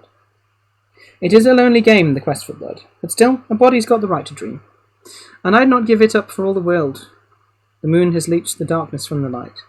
I stand in shadows, staring at her stone. Undead, my lover. Oh, undead, my love. I dreamt you while I slept today, and love meant more to me than life, meant more than blood. The sunlight sought me, deep beneath my stone, more dead than any corpse, but still a dream.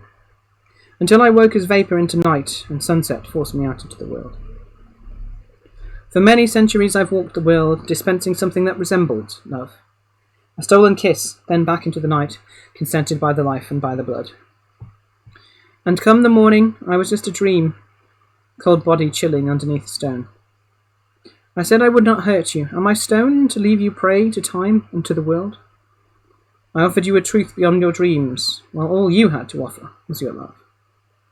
I told you not to worry, and that blood tastes sweeter on the wing, and late at night. Sometimes my lovers rise to walk the night. Sometimes they lie, a corpse beneath the stone, and never know the joys of bed and blood, of walking through the shadows of the world. Instead, they rot to maggots. Oh, my love, they whispered you had risen in my dream. I've waited by your stone for half the night, but you won't leave your dream to hunt for blood. Good night, my love. I offered you the world.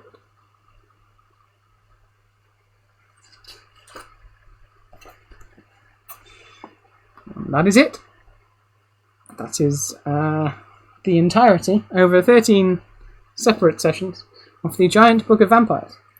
So I did this to practice different accents, to practice reading aloud in a way that practice voice acting, that kind of thing. So thank you to everybody who's come along on me with it. If I stream horror stories again, I may do them as like yes, it was an awesome journey, Shay. I keep the channel for occasionally streaming horror stories. I have streamed one-offs before, that kind of thing. This was the first big book I did. Oh, thank you. And so if I find an interesting horror story, then I'll probably do a different one, again with a different setting, that kind of thing. I've done like The Signalman before, and I did one I called Eldritch Travellers, which was The Flying Dutchman, and the Sigmund together. But that's it for Vampire Marathon. I will upload it to YouTube as usual. Everybody have a very good evening. Such of it as remains. Thank you for coming with me on this journey if you have.